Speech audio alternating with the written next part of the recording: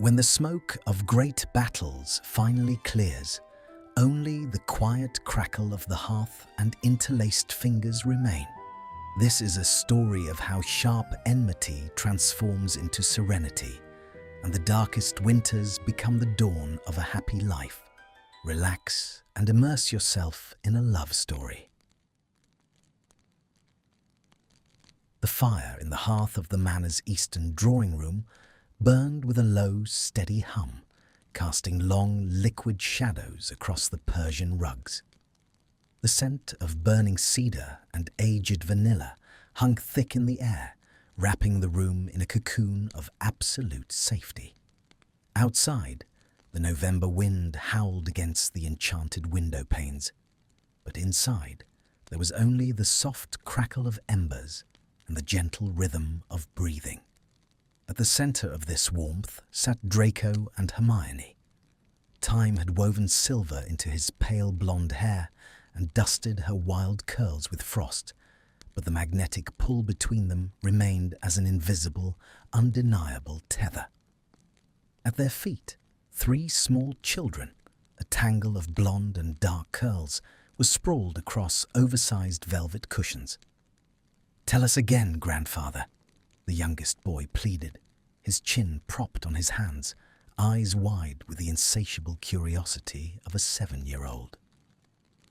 "Tell us about how you and grandmother fell in love at Hogwarts. Was it a grand duel? Did you save her from a dragon?" Draco's lips twitched.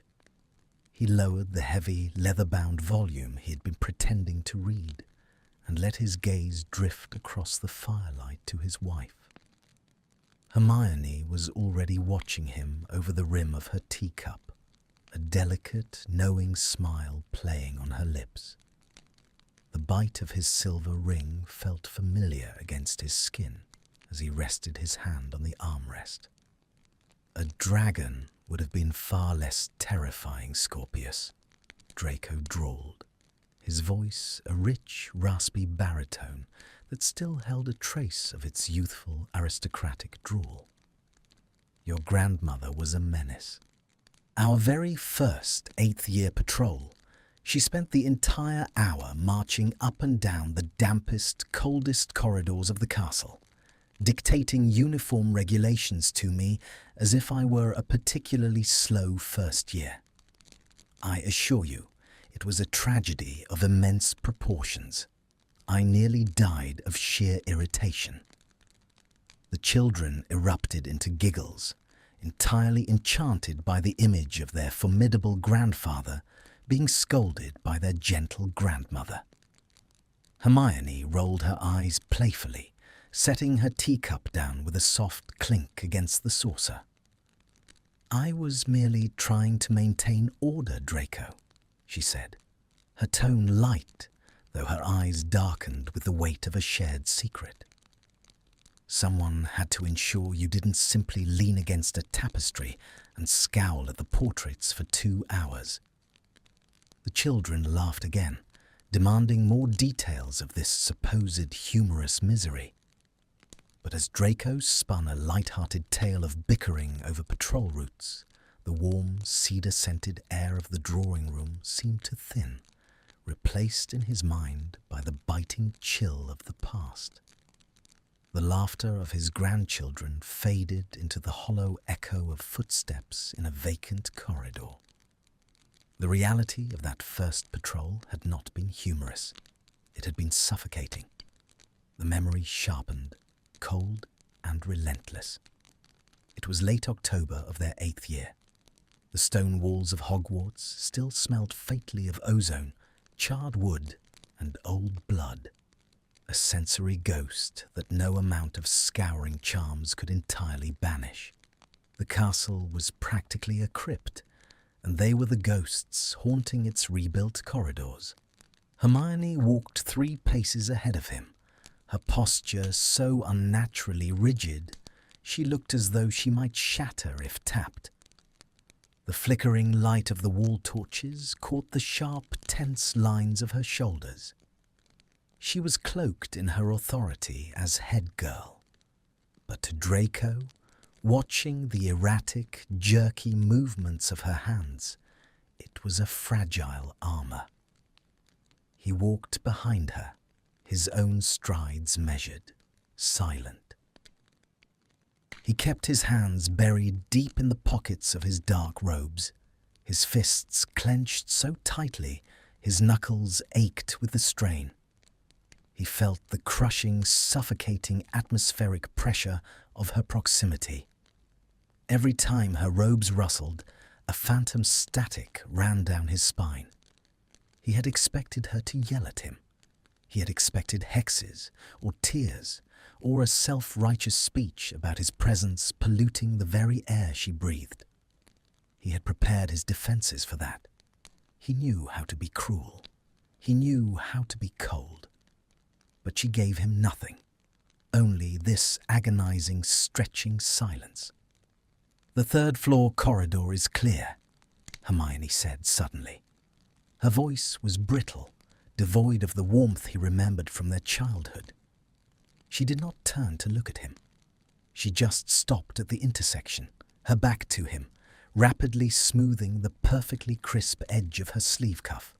Once, twice, 3 times. A frantic, telling motion. Draco stopped a few feet away. The physical distance between them felt vast, yet entirely insufficient. He stared at the back of her neck, at the delicate curve where stray curls escaped her severe braids. He swallowed hard, his throat dry. "Noted," he replied. His voice was a flat, deadened thing. It lacked his usual sneer. He couldn't muster the energy to mock her.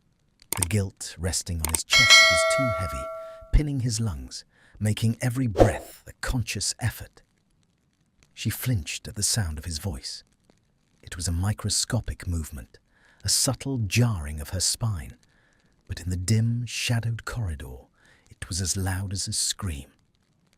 Draco's jaw tightened until his teeth ground together. He looked away, focusing on the rough, ancient masonry of the wall to his left. He wanted to leave. He wanted to turn on his heel and retreat to the damp safety of the Slytherin dungeons, where the shadows could swallow him whole, and he wouldn't have to look at the living embodiment of his past sins. He could feel her eyes on him then. Slowly, Hermione turned her head. He didn't meet her gaze, but he felt it, a tactile friction against his skin. She was studying him. She was seeing the dark, bruised hollows under his eyes, the hollowed-out line of his cheekbones, the way his frame seemed too sharp, too defensive inside his robes. "Malfoy," she began, the word catching slightly in her throat. He snapped his head toward her, his grey eyes flashing with a sudden, desperate panic. He didn't want her pity. He didn't want her condemnation. He gripped his wand inside his pocket, the polished hawthorn wood digging painfully into his palm. Before she could finish the sentence, a sudden, sharp clatter echoed from the stairwell to their right. It sounded like a suit of armor shifting, or perhaps a boot scraping against stone. Instantly, the heavy, suffocating tension between them snapped into visceral action. The war reflexes, ingrained so deeply in their bones, took over. Without a word, Hermione spun toward the noise, her wand slicing through the damp air, a glowing shield charm already forming on her lips. But Draco was faster. His body moved before his conscious mind could process the action. He stepped forward, bridging the terrible gap between them in a single stride, and placed himself marginally in front of her. His arm raised, his wand drawn and steady. His shoulder brushed against hers, a fleeting, jarring impact. Hermione gasped softly, not from the noise in the stairwell, but from the sudden, sharp heat of his proximity. For a fraction of a second, the world narrowed down to the point where their robes overlapped. She could smell the crisp, sharp scent of spearmint and cold rain that clung to him. She could feel the fine tremor running through his wand arm. Draco froze. He realized where he was. He realized he was standing in front of Hermione Granger, acting as a shield. The tremor in his arm intensified. He slowly lowered his wand, the shadows of the corridor suddenly feeling too bright, too revealing. It had only been a stray cat knocking over a loose piece of rubble on the stairs. The silence rushed back in, thicker and heavier than before. Draco stepped away from her abruptly, taking 2 large paces back, severing the physical contact as if the very air around her burned. He shoved his wand back into his pocket, his breathing slightly shallow. He refused to look at her face. He couldn't bear to see the confusion, or worse, the disgust, that he was certain would be written across her features. "It was nothing," he muttered, his voice harsh, dripping with a coldness he desperately used to mask the violent shaking in his hands. He turned his back to her completely, staring off down the darkened hall. Hermione stood frozen in the dim light of the torch. Her fingers were still tightly gripped around her vinewood wand. She looked at the empty space where he had just been standing, where the static of his magic still lingered in the air. She reached up, her fingers trembling slightly, and adjusted her perfectly neat collar. The air pressure between them had shifted. The absolute hostility had cracked, just a fraction, revealing a terrifying raw vulnerability underneath. The corridor remained silent, but the quiet was no longer empty. It was heavy with words neither of them was brave enough to speak. Hermione's laughter, warm and melodious, broke the quiet settling over the drawing room. She shifted on the velvet sofa, adjusting the heavy wool blanket over her knees, and reached out to lightly swat Draco's arm. "Don't let your grandfather deceive you, my darlings," she said, her eyes sparkling in the firelight as she looked down at the children. He was far from the silent, brooding martyr he claims to have been. In fact, he was entirely uncoordinated whenever his rigid little routines were interrupted. "Tell them about the arithmancy section, Draco." The youngest girl, Lily, gasped, sitting bolt upright. Did grandfather break something? He nearly demolished an entire row of 300-year-old texts, Hermione supplied cheerfully. All because I happened to be standing in the same aisle, and he was in such a frantic hurry to pretend he hadn't noticed me that he tripped over his own dragon-hide boots and brought half the restricted annex down with him. The children dissolved into a chorus of delighted shrieks. The image of the perpetually poised Draco Malfoy tangled in a pile of dusty books proving too magnificent to resist. Draco let out a long, exaggerated sigh, rubbing the bridge of his nose in feigned exhaustion, though a soft, genuine smile tugged at the corner of his mouth. "I was ambushed," he muttered dryly. "The lighting was abysmal, and your grandmother possessed an unnatural ability to materialize in exactly the places I wished to be. It was a tactical retreat gone awry." Hermione chuckled, taking another sip of her tea, the atmosphere in the room bright and utterly safe. But as Draco watched the reflection of the flames dance in his wife's dark eyes, the golden warmth of the manor began to bleed away. The cheerful giggles of his grandchildren faded into the profound, heavy silence of the Hogwarts library after hours. The memory was not funny. It was a memory of terrifying, paralyzing static. The late November air inside the library was a physical weight, thick with the scent of binding glue, the tooth of old parchment, and the metallic tang of melting beeswax candles. It was past midnight. The lower years were long confined to their dormitories, leaving the vast shadowed aisles to the 8th years who were too haunted or too driven to sleep. Hermione stood in the narrowest aisle of the arithmancy section, bathed in the weak, flickering light of a single floating lumosphere. She looked exhausted. The shadows beneath her eyes were bruised and purple, and her fingers moved with a frantic, restless energy, trailing over the spines of the heavy tomes. She was searching for a specific volume, numerology and the lunar cycle, desperate for an academic distraction to silence the chaotic echoes of the war in her own mind. 3 aisles away, Draco was completely still. He had known she was there the moment he stepped past the wrought iron gates of the restricted section. He didn't need to see her. The atmospheric pressure of the room had fundamentally altered. There was a magnetic pull in her presence that he spent every waking hour fighting against. He closed his eyes, leaning his forehead against the cool, dark oak of a bookshelf, trying to steady the erratic rhythm of his breathing. His strategy for the past month had been absolute avoidance. The brief, agonizing moment during their first patrol had taught him a brutal lesson.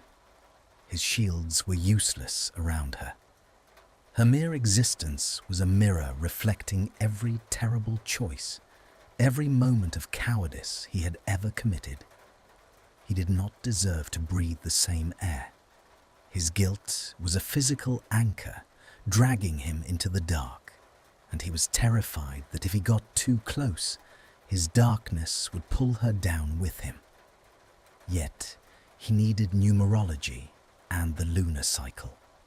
It was the only text that contained the theoretical equations for the stabilizing potion he was secretly attempting to brew, a potion meant to ease his mother's lingering tremors.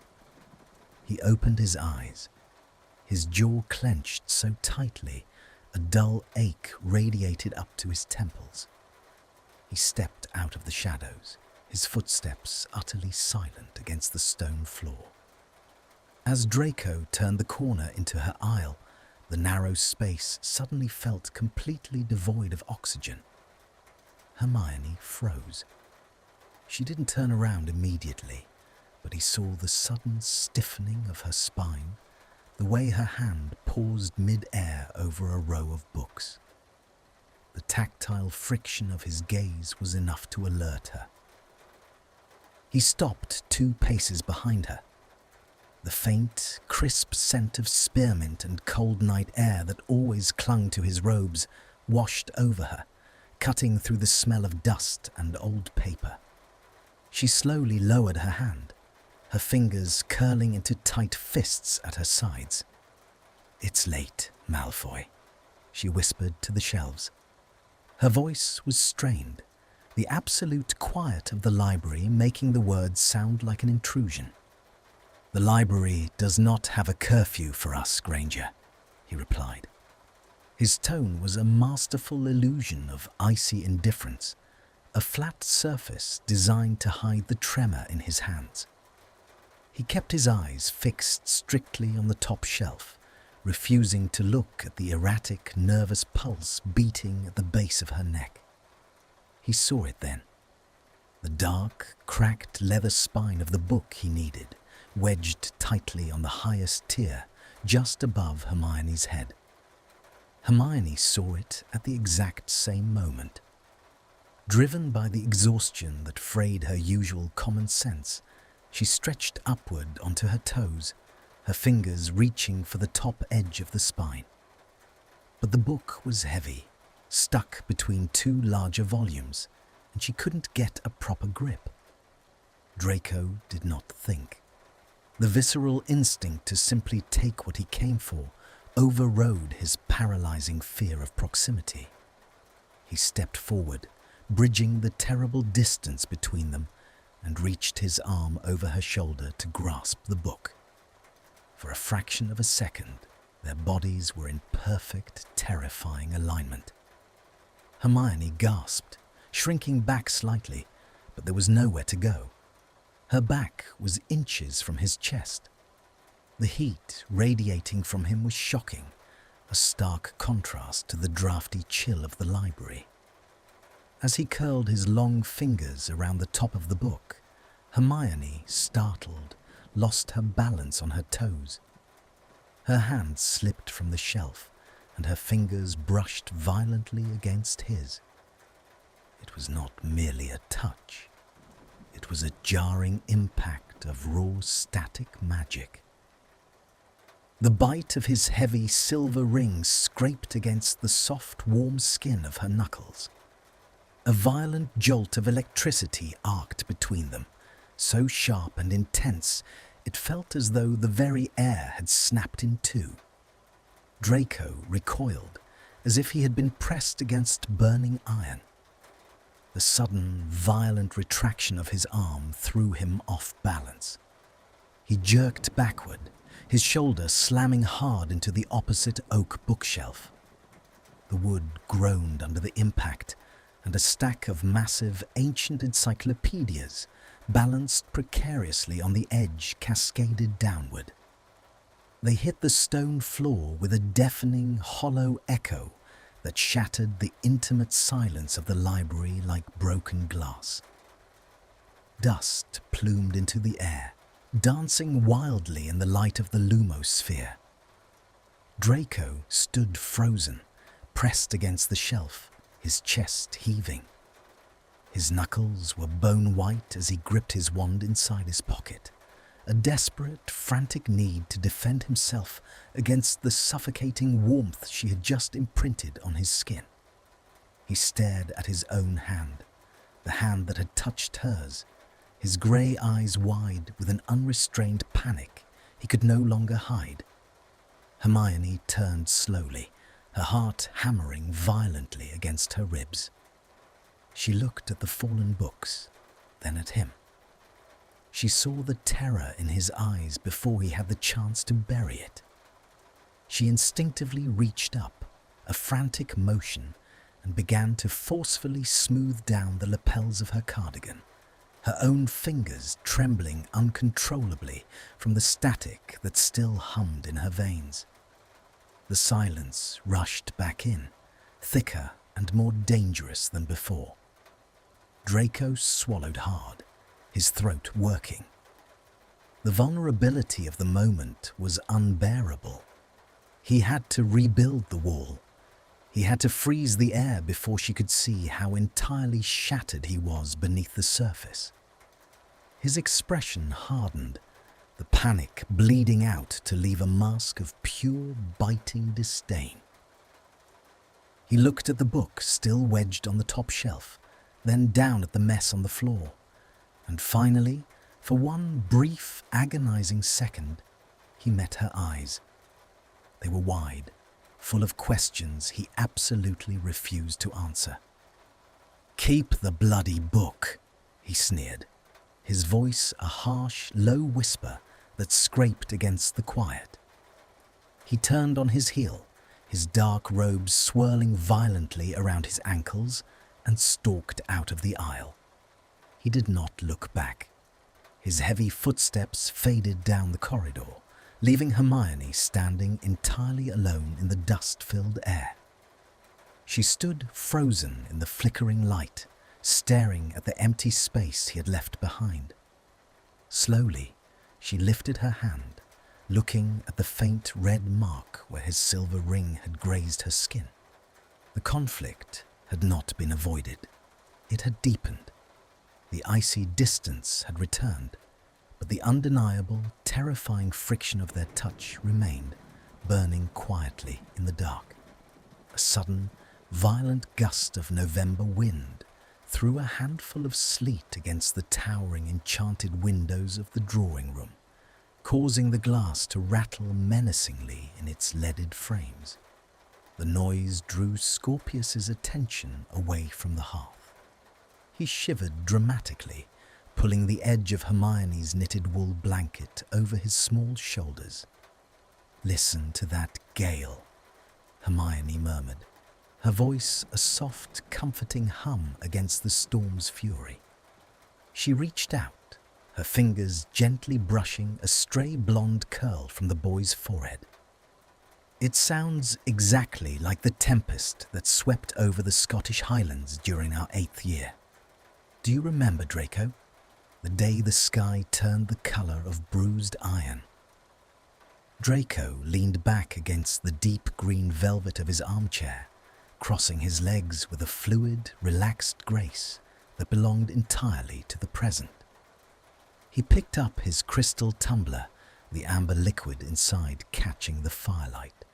"Vividly," he drawled, a smirk playing at the corners of his mouth. "I remember a certain fiercely independent witch who adamantly refused to cast an umbrella charm because she had read a highly questionable article claiming it interfered with the natural atmospheric cleansing of the flora." Hermione's cheeks flushed a delicate pink as the children erupted into a fresh chorus of giggles. "It was a perfectly sound ecological theory published in Spells and Spouts," she defended lightly, though her eyes danced with amusement. "The result," Draco continued, leaning forward to conspiratorially address his grandchildren, "was that your grandmother ended up resembling a thoroughly indignant, waterlogged Kneasel. We were stranded near the greenhouses, entirely drenched, and she spent the better part of an hour sneezing with an intensity that threatened to shatter the glass. The youngest girl buried her face in the cushions, laughing until she squeaked. Hermione merely shook her head, offering Draco a smile so profoundly affectionate it warmed the very marrow of his bones. Yet, as he took a slow sip of his fire whiskey, the golden, cedar-scented safety of the manor began to dissolve at the edges of his vision. The cheerful, innocent laughter faded into the deafening, relentless roar of torrential rain. The warmth of the hearth was violently replaced by the biting, merciless chill of a Scottish autumn squall. The story he told was a pristine, polished shell. The reality inside it was a raw, bleeding nerve. The memory materialized with jarring clarity. It was early November. They had been walking back from the Care of Magical Creatures enclosures, maintaining their customary agonizing distance, a 10-pace perimeter of absolute silence. Then the sky had split open. There was no warning, only a sudden, catastrophic deluge of freezing rain that hit the earth in heavy horizontal sheets. Driven by sheer survival instinct, they had sprinted toward the nearest structural cover, a narrow, crumbling stone alcove set deeply into the exterior wall of the viaduct. The space was agonizingly cramped. It was a forgotten architectural niche, barely wide enough to house a single statue, let alone two fully grown adults actively attempting to avoid one another. The atmospheric pressure within the alcove plummeted the second they crossed the threshold. Hermione was pressed against the rough masonry to his left, her chest heaving as she gasped for breath. The storm had shown her no mercy. Her usually voluminous curls were plastered flat against her skull and neck in heavy, dark ribbons. The icy water dripped relentlessly from her eyelashes, tracing the sharp, pale line of her jaw. She was shivering. A deep, violent, full-body tremor she was desperately attempting to conceal by crossing her arms and digging her fingernails so fiercely into the sodden wool of her sleeves that the fabric threatened to tear. Draco stood entirely rigid against the opposite wall, the distance between them no more than an arm's length. He felt as though he had swallowed glass. The frigid temperature of his soaked robes was entirely secondary to the searing, suffocating heat of his own panic. He was trapped. The magnetic pull of her proximity was a physical weight pressing against his sternum, demanding he look at her, demanding he acknowledge her suffering. But his guilt was a feral, vicious thing that kept his jaw clamped shut and his eyes firmly fixed on the grey, churning wall of water just beyond the archway. He could not offer her his cloak. To wrap his garment around her shoulders would be an intrusion, a contamination of her person by a man who had stood by while she was tortured. His inaction was his only twisted form of respect, but the sound of her teeth chattering cut through the deafening noise of the storm like a serrated blade. It was a small, fragile sound, but it grated against his nerves, tearing down the carefully constructed walls of his apathy.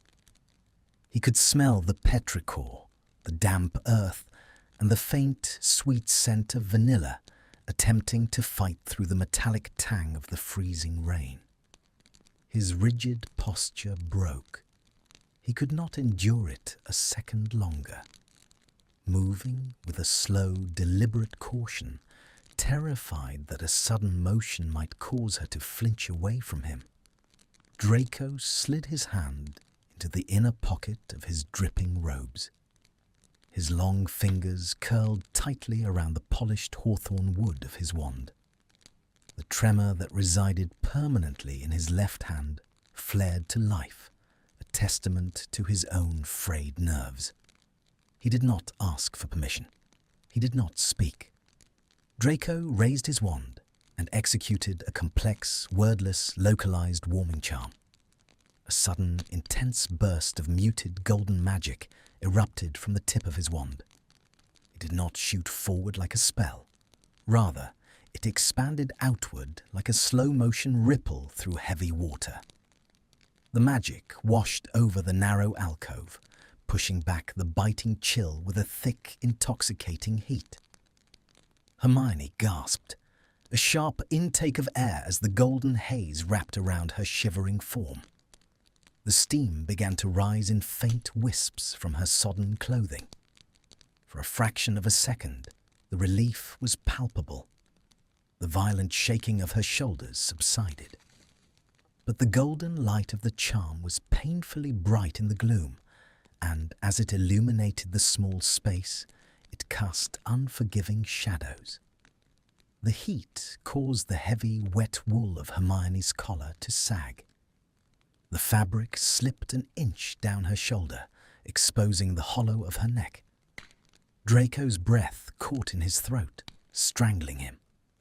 The golden magic hit the jagged, raised silver tissue carved into her pale skin. Mudblood. The letters were partially obscured by the angle, but the chaotic, brutal ruin of the scar was blindingly visible. It was a visceral, tactile friction against his very soul. The magic faltered.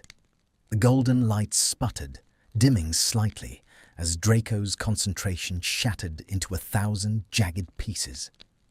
The air in the alcove transformed into an absolute vacuum. Draco stared at the scar, his grey eyes wide with an unrestrained, catastrophic devastation. He stopped breathing. The knuckles of his wand hand turned a sickening, bone-white hue as his grip tightened to the point of pain. The reality of his family's legacy, the undeniable physical proof of the horrors she had endured in his own drawing room, was laid bare before him. He wanted to tear his own eyes out. He wanted the stone floor to crack open and drag him into the abyss. Hermione felt the magic stutter. She felt the sudden, terrifying drop in the temperature of his gaze. She looked up, her brown eyes locking onto his face. She tracked the trajectory of his paralyzed stare down to her own collarbone. Her initial instinct, ingrained by months of trauma, was a frantic, desperate need to hide. Her right hand twitched upward, her fingers curling, ready to yank the wet wool back over the horrific mark.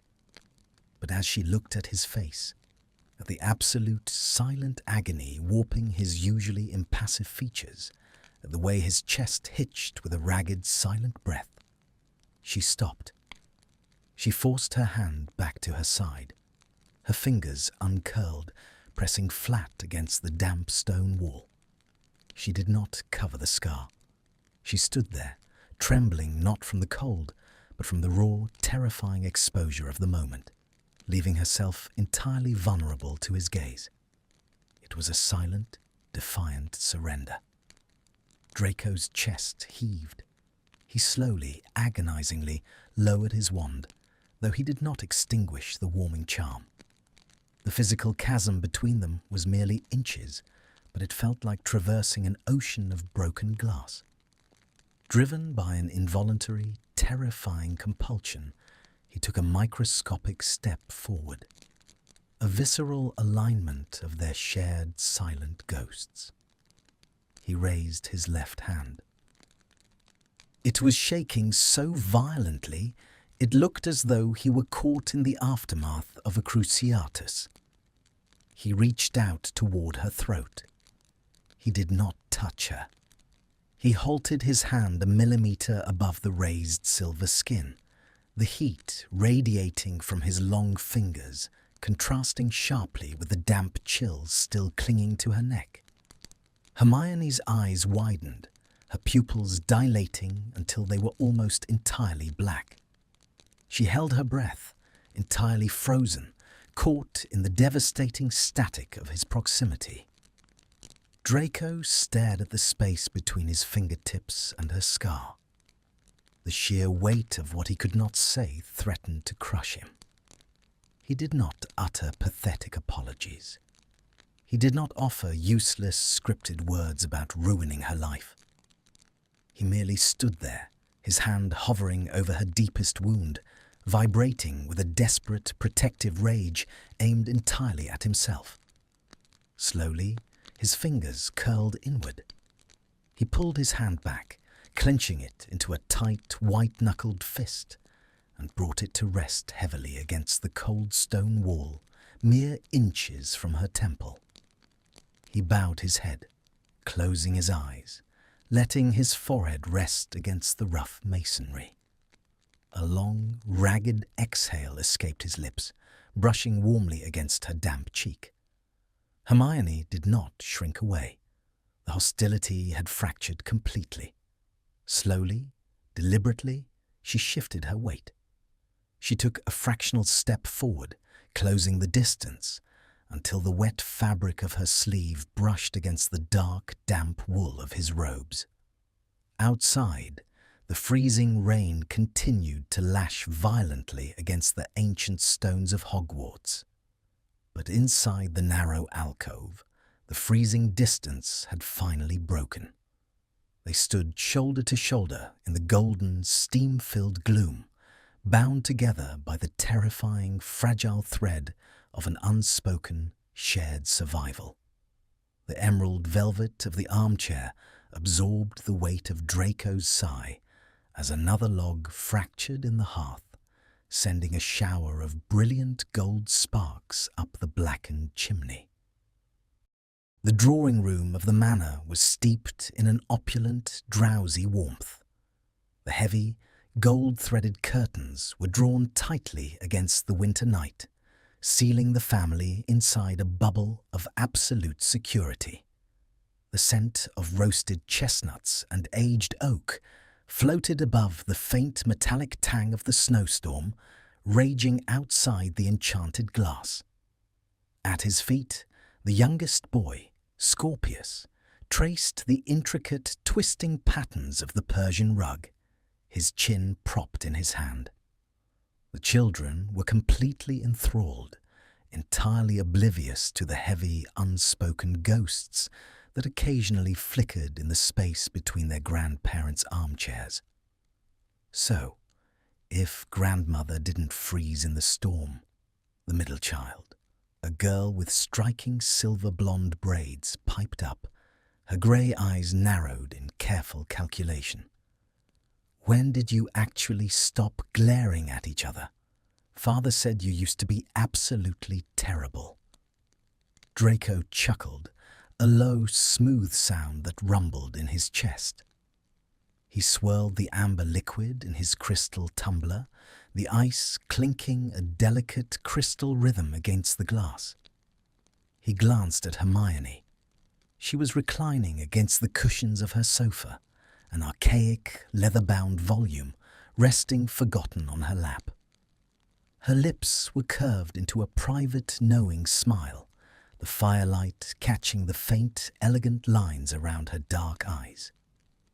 "We were deeply committed to our mutual disdain, Cassiopeia," Draco replied, his tone dripping with theatrical gravity. "Your grandmother, for all her brilliance, possessed an unparalleled talent for utter clumsiness. Why, I recall a specific afternoon in Hogsmeade, just before the Yule holidays. The streets were a treacherous swamp of melting sleet and mud. I was merely attempting to procure a decent cup of black tea at the Three Broomsticks, minding my own aristocratic business." He paused, leaning forward to build the suspense, his eyes glittering with feigned exasperation. Suddenly, out of nowhere, this catastrophic blur of Gryffindor scarves and unmanageable hair came hurtling out of tomes and scrolls. She slipped on a patch of black ice, flailed her arms like a drowning Gnarl, and managed to splatter an entire puddle of freezing black sludge directly onto my newly polished, custom-fit dragonhide boots. The children gasped, immediately breaking into peals of laughter at the vivid image of the immaculate Draco Malfoy covered in street mire. "I was entirely innocent," Hermione interjected, her voice light and melodic, though she held his gaze with a profound, anchoring steadiness. The cobblestones were uneven, and someone had neglected to salt the walkway. Furthermore, you were standing precisely in the middle of the street, brooding like a gargoyle. I was assessing the structural integrity of the apothecary's new roof. Draco countered smoothly, raising his glass to his lips.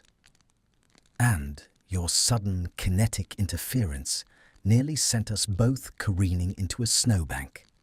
I assure you, children, I was entirely victimized by her lack of spatial awareness."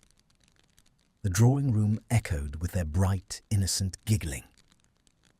Hermione shook her head, her eyes sparkling with affectionate amusement. It was a lovely, polished anecdote, a perfect, humorous fable of youthful rivalry for their grandchildren to cherish. But as Draco took a slow, deliberate sip of his fire whiskey, the burn of the alcohol sliding down his throat brought a different kind of heat. The golden, chestnut-scented sanctuary of the manor began to warp and fade. The cheerful giggles of the children dissolved into the bitter, howling shriek of a December wind. The story he had just spun was a lie.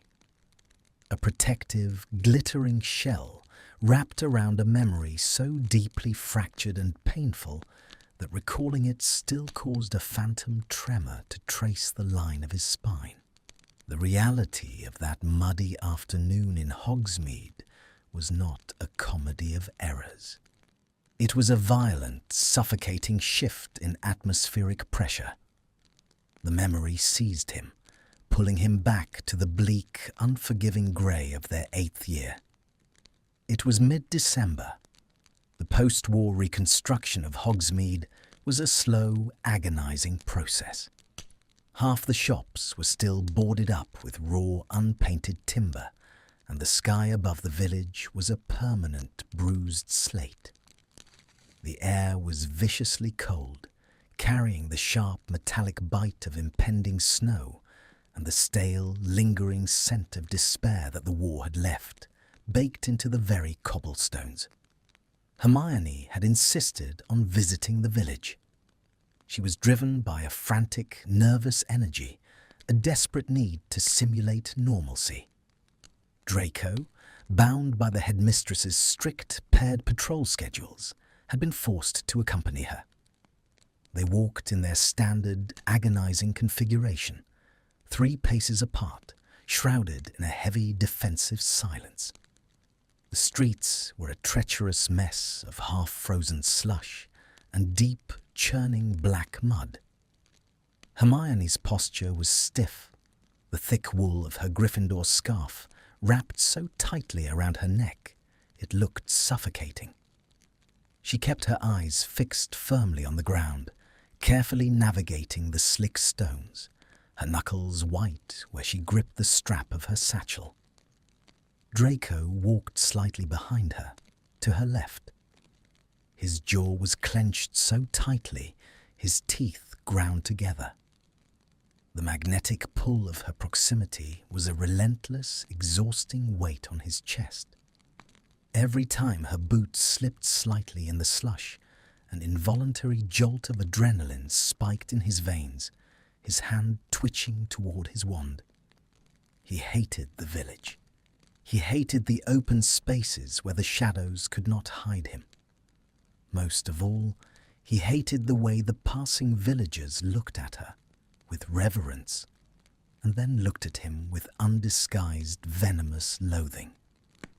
They were nearing the intersection just outside the 3 broomsticks when the ambient tension in the air violently snapped. A group of 3 older wizards emerged from the Hogshead alleyway.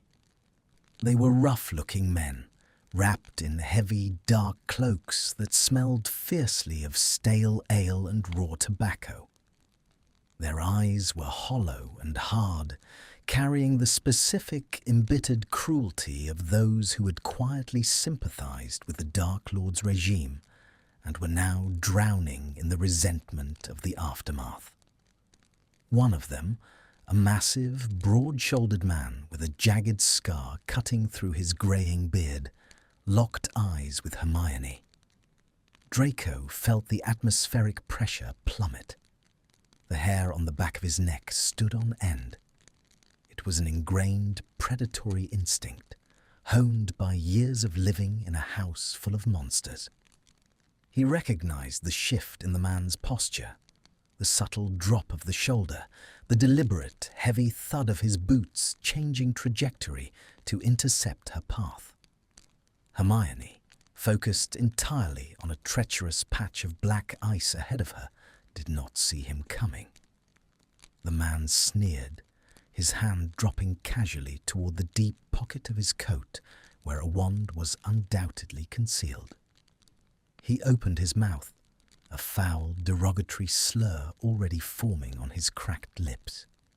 He aimed his massive shoulder directly at Hermione, intending to ram her off the narrow, elevated walkway and into the deep, freezing mud of the street gutter.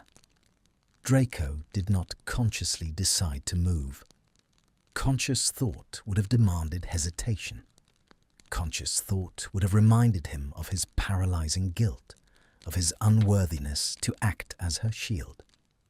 Instead, raw, visceral instinct hijacked his skeletal system. Before the man could bridge the final 3 feet, Draco stepped out of Hermione's shadow. It was a motion of terrifying, fluid speed. He closed the gap in a single, aggressive stride, placing his body entirely between Hermione and the approaching wizard. The sudden, kinetic interference was so abrupt that the large wizard stumbled backward, his boots skidding in the slush. Draco did not draw his wand. He didn't need to. The raw static of his magic, entirely unsuppressed and violently protective, erupted from his core. It saturated the freezing air, dropping the temperature in their immediate vicinity by 10 degrees. The smell of the winter wind was instantly overpowered by the sharp, electric scent of ozone and crushed ice. He stood perfectly still, his spine rigidly straight, his chin tilted at a dangerously arrogant angle. His pale grey eyes, usually shadowed by exhaustion, were now wide, freezing, and utterly feral. He stared directly into the older man's face, his gaze a physical, tactile friction that pinned the wizard to the spot. "Take another step," Draco whispered. His voice was barely louder than the rustle of the wind, but it carried a dark, lethal resonance that cut straight through the noise of the village. "I strongly advise you to reconsider your trajectory." The man froze. He looked at Draco's aristocratic, furious features, and then his gaze flicked down, registering the subtle, terrifying tremor of raw magic vibrating in Draco's clenched fists. The man swallowed hard, the color draining from his ruddy face. He recognized the malice in the Malfoy heir's eyes, a malice entirely different from his father's, sharper, more volatile, and currently aimed directly at his throat. Without a word, the wizard took a hasty, stumbling step back, raised his hands in a placating gesture, and hurriedly bypassed them, dragging his two companions down the street. The threat evaporated, leaving behind a deafening, ringing silence. The ozone slowly dissipated. Draco stood there, his chest heaving with shallow, ragged breaths, the violent adrenaline still burning through his veins like liquid silver. Behind him, Hermione had stopped dead. She had witnessed the entire rapid sequence of events. She saw the man, she saw the intent, and she saw Draco Malfoy, the boy who had watched her bleed on his drawing room floor, move with lethal, unhesitating speed to defend her from the slightest harm. The absolute, paralyzing hostility between them shattered in that instant. Slowly, her hands trembling, Hermione stepped forward. The mud sucked at her boots, but she ignored it. She closed the agonizing 3-pace perimeter that had defined their existence for months. She stood directly behind his left shoulder. "Malfoy," she breathed. Her voice was incredibly soft, fragile, stripped entirely of her usual armor. It was thick with a sudden, overwhelming warmth and an undeniable, terrifying trust. She reached out. Her small, gloved hand hovered for a fraction of a second before gently, tentatively resting against the dark, heavy wool of his sleeve. It was a devastatingly tender gesture. The second the weight of her fingers registered against his arm, Draco flinched as if he had been struck by lightning.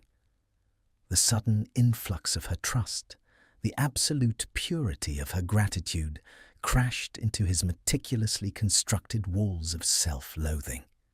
It was too bright. It was agonizing. He could not be her protector. He was the villain in her story. If he allowed himself to accept this warmth, to lean into the magnetic pull of her touch, he would eventually destroy her from the inside out. The guilt was a physical sickness in his stomach, a suffocating terror that demanded he restore the distance immediately. He had to freeze the air. He had to extinguish this terrifying spark before it consumed them both. Draco jerked his arm away from her touch with violent, aggressive force. The sudden movement caused his heel to slip on the black ice. He staggered, his heavy dragon-hide boot splashing deeply into the massive puddle of freezing black mire, sending a shower of filthy sludge splattering across the hem of Hermione's robes. He regained his balance instantly, his posture snapping back to rigid, unyielding lines. He refused to look at her face. He could not bear to see the warmth in her eyes extinguish. He stared fiercely down at his ruined, mud-caked boot, his chest rising and falling in erratic, panicked rhythms. He forced his facial muscles to lock into a mask of pure, aristocratic disgust. "Watch where you are standing, Granger," he spat, his voice a harsh, biting sneer that slashed through the fragile quiet. He layered the tone with every ounce of cruelty he could summon, weaponizing the drawl he hadn't used in months. "Your chaotic flailing is a hazard. I am not your keeper, and I have absolutely no patience for your pathetic lack of coordination. You are ruining my boots." The silence that followed was suffocating. Hermione stood frozen in the freezing slush. The hand that had reached out to him fell limply to her side. The violent, pendulum shift in the atmosphere hit her with physical force. She stared at his rigid, turned back, her brown eyes widening as the profound, unprotected warmth she had felt only a second ago was violently replaced by a stinging, humiliating cold. She slowly drew her arms around herself, pulling her Gryffindor scarf tighter against the biting wind. The fragile bridge of trust, built in a split second of adrenaline, collapsed entirely into the frozen mud. "Right," she whispered, her voice brittle and utterly hollow. "My apologies." She didn't wait for a response. She turned on her heel, her head bowed against the wind, and began to walk quickly down the street, putting as much distance between them as the freezing, slippery cobblestones would allow. Draco remained standing by the alleyway.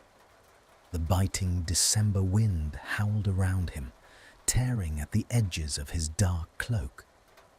He did not move to wipe the freezing mud from his boot. He stared at her retreating figure until she disappeared into the gloom of the falling snow, his jaw locked, his hands shaking violently inside his pockets, entirely consumed by the absolute, freezing isolation he had deliberately chosen.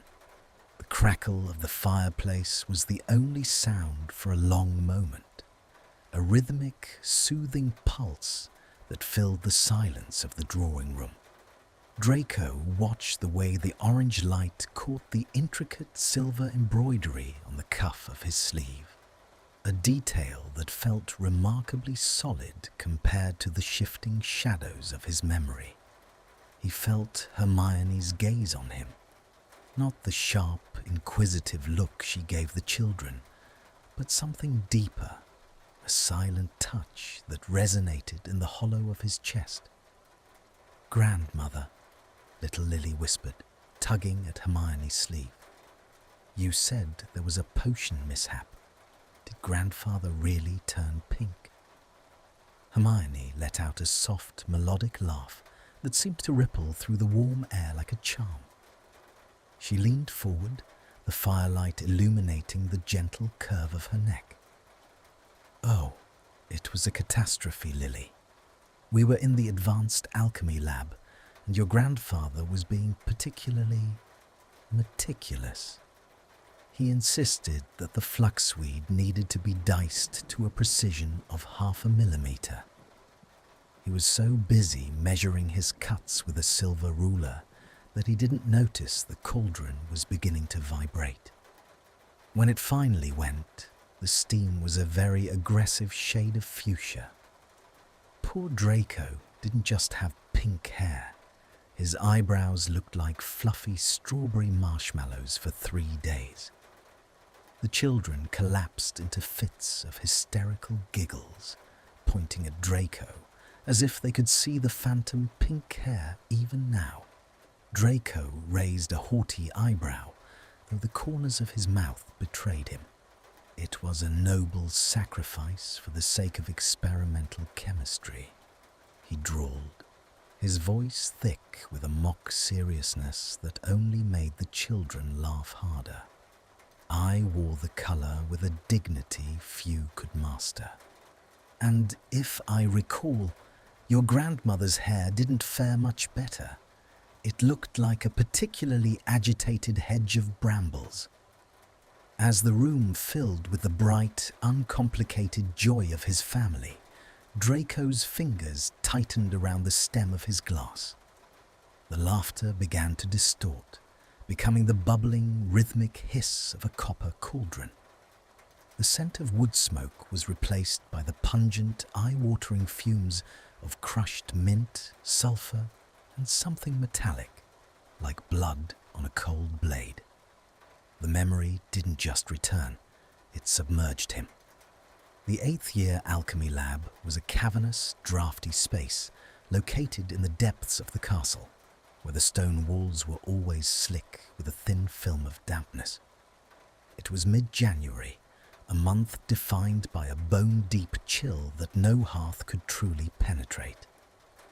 They were working on a volatile, stabilizing solution, a complex potion designed to anchor fractured magical cores. It was a high-stakes assignment, and because of their academic standing, Slughorn had paired them together. It was the first time they had been forced into such prolonged, intimate proximity since the disastrous, muddy afternoon in Hogsmeade. The atmospheric pressure in the lab was suffocating. Draco stood at the stone workstation, his movements fluid but clinical. He had rebuilt his walls out of ice and iron. He spoke to Hermione only in monosyllables, his voice a flat, deadened instrument. He focused entirely on the ingredients, his long fingers moving with a frantic, obsessive precision. Hermione was stationed directly to his left. The distance between them was less than a foot, a proximity that felt like a physical weight pressing against his ribs. He could feel the heat radiating from her skin, a sharp contrast to the freezing air of the dungeon. Every time she reached for a vial of powdered bicorn horn, her arm would brush marginally against his sleeve, and the resulting static would send a jolt of electricity straight to his heart. The potion was at a critical juncture. The liquid inside the cauldron was a swirling, angry violet, emitting a low-frequency hum that vibrated through the stone floor. "The temperature is too high," Hermione whispered. Her voice was strained, the silence of the lab making the words sound like an intrusion. "The mixture is becoming unstable. We need to stir it counterclockwise now." "I am aware, Granger," Draco snapped, though there was no heat in the insult, only a desperate defensive exhaustion. He reached for the heavy crystal stirring rod. At the same moment, the potion let out a violent, wet pop. A glob of the boiling violet liquid leaped from the cauldron, splashing onto the stone table. Panic, sharp and visceral, flared in the narrow space. "Move," Draco commanded. He didn't wait for her to react. He reached out, his hand closing firmly around her upper arm to pull her back from the spitting cauldron. It was the first time he had touched her with intent since the war, and the sensation was catastrophic. Her arm felt small and warm beneath his palm, a living, breathing reality that shattered his clinical detachment. But Hermione didn't move back. Instead, she stepped into his space, her own hand reaching for the base of the cauldron to steady it. "If we move, the reaction will cascade," she cried, her voice rising above the hissing steam. "We have to neutralize it. Together. Grab the essence of Belladonna. On 3. The crisis forced an absolute visceral alignment. Draco's instincts took over. He didn't pull away. He leaned over her, his chest mere inches from her back, his arm extending past her to seize the small blue vial. For a few frantic seconds, they were a single, synchronized machine. 1, she breathed, her heart hammering so loudly he could feel the vibration through his own ribs. 2, 3. They poured the neutralizing agent simultaneously. Draco's hand was steady, but his knuckles were bone white as he gripped the vial. Hermione's fingers were interlaced with his around the crystal stopper as they fought to keep the mixture from boiling over. The reaction was instantaneous. A massive, thick plume of fuchsia-colored steam erupted from the cauldron, billowing upward and outward. It saturated the air, turning the world into a hazy, pink-tinted blur. The immediate danger passed, but the proximity did not. They were standing in the center of the cloud, trapped in a narrow, steam-filled pocket of space. The fuchsia fog was so dense it acted as a silencer, muffling the distant sounds of the castle, leaving only the sound of their ragged, synchronized breathing. Draco was still leaning over her, his arm braced against the table on the other side of her body. He was essentially shielding her with his own frame. The heat from the cauldron and the steam was intoxicating, heavy with the scent of crushed mint and the vanilla of her hair. Slowly, Draco lowered his arm, but he didn't pull back. He couldn't. The magnetic pull was too strong, the atmospheric pressure too high. He turned his head, his gaze dropping to the nape of her neck. Her hair had escaped its ties, a wild, tangled mass of curls that were now damp and sparkling with fuchsia condensation. The steam had caused her collar to wilt, revealing once again the jagged silver line of the scar on her neck. In the pink-tinged gloom, the mark looked less like a wound and more like a bridge, a shared history of pain that bound them together more tightly than any bloodline. Draco's chest hitched. He felt a wave of such profound, agonizing tenderness that it threatened to drown him. He forgot the ice. He forgot the iron. He forgot the role he was supposed to play. He leaned in, his nose brushing against the damp curls at her temple. "Hermione," he whispered. It was the first time he had said her name in years.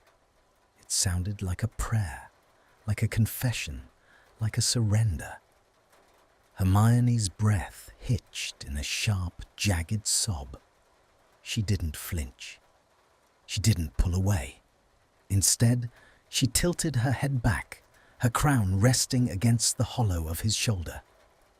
She closed her eyes, letting her weight fall against him, a silent, absolute gesture of trust that hit him with the force of a physical blow. Draco closed his eyes too, his forehead dropping to rest against the side of her head. He could feel the erratic, frantic beat of her pulse against his chest. The fuchsia steam swirled around them, creating a world where there were no purebloods, no muggleborns, no wars, only two broken people clinging to each other in the dark. His hand, still resting on the table, began to shake. He slowly, tentatively, moved his fingers until they brushed against her hand. He didn't grab it. He just let his pinky finger hook around hers. It was a microscopic connection, but it was the most honest thing he had done in his entire life. The steam began to dissipate, the pink haze thinning to reveal the cold, grey reality of the dungeon. The silence rushed back in, but it was no longer hollow. It was heavy, pregnant with the weight of what had just happened. Draco was the first to pull back. He did it slowly, as if tearing a bandage from a raw wound. He stepped away, his face pale, his grey eyes wide and searching. He looked at her, really looked at her, seeing the vulnerability in the set of her shoulders and the way her lower lip trembled. "The potion, it's stabilized," he said, his voice a raspy, broken shadow of its usual self. Hermione turned to face him, her eyes bright with unshed tears. She reached up, her fingers grazing the fuchsia-coloured condensation on his cheek. "Yes," she whispered. "It is." They stood there for a moment longer, two ghosts in a pink-tinted lab, the tension between them no longer a wall, but a tether. The conflict hadn't been resolved, not yet, but the shift was permanent. The cold had been replaced by a heat that neither of them knew how to extinguish.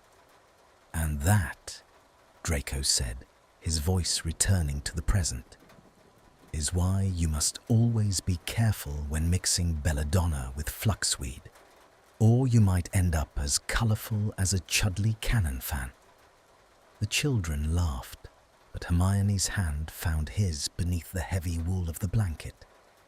Her fingers interlaced with his, and as she squeezed, Draco felt the same jolt of electricity he had felt in that steam-filled lab decades ago. The memory was heavy, but the present was light, and as he looked into his wife's eyes, he knew that every moment of that cold, fractured past had been a step toward this firelit room. The fire in the drawing room had burned down to a deep, pulsing crimson, the logs settling with a soft, skeletal hiss. The grandchildren were beginning to succumb to the late hour. Scorpius was fast asleep against Draco's knee, his breathing a rhythmic, peaceful counterpoint to the winter wind outside. The room was heavy with the scent of dying embers and the lingering sweetness of the tea. "Just one more story, grandmother," Cassiopeia murmured, her silver blonde braids messy from the cushions, her eyes half closed. "The one about the night you stopped being enemies, the night the war truly ended for both of you." Hermione's hand, which had been resting in Draco's, tightened ever so slightly. She looked at him, and for a fleeting second, the decades of peace between them vanished. In the dim, red light of the hearth, she saw the boy he had been, shattered, silver, and desperately lonely. "That night was very quiet," Hermione said, her voice dropping to a soft, reverent hush. "There was no laughter then. It was a night of stars and frost, and a very tall tower that seemed to touch the edge of the world. We went there because we both had too many thoughts to fit inside a dormitory." Draco leaned his head back against the velvet, closing his eyes. He didn't interrupt her with a witty remark this time. The levity of the evening had finally reached its limit, giving way to the raw, visceral truth that lay at the foundation of their life together. The warmth of the manor faded, replaced by the biting, crystalline chill of the astronomy tower in late February. The air at the top of the tower didn't just feel cold.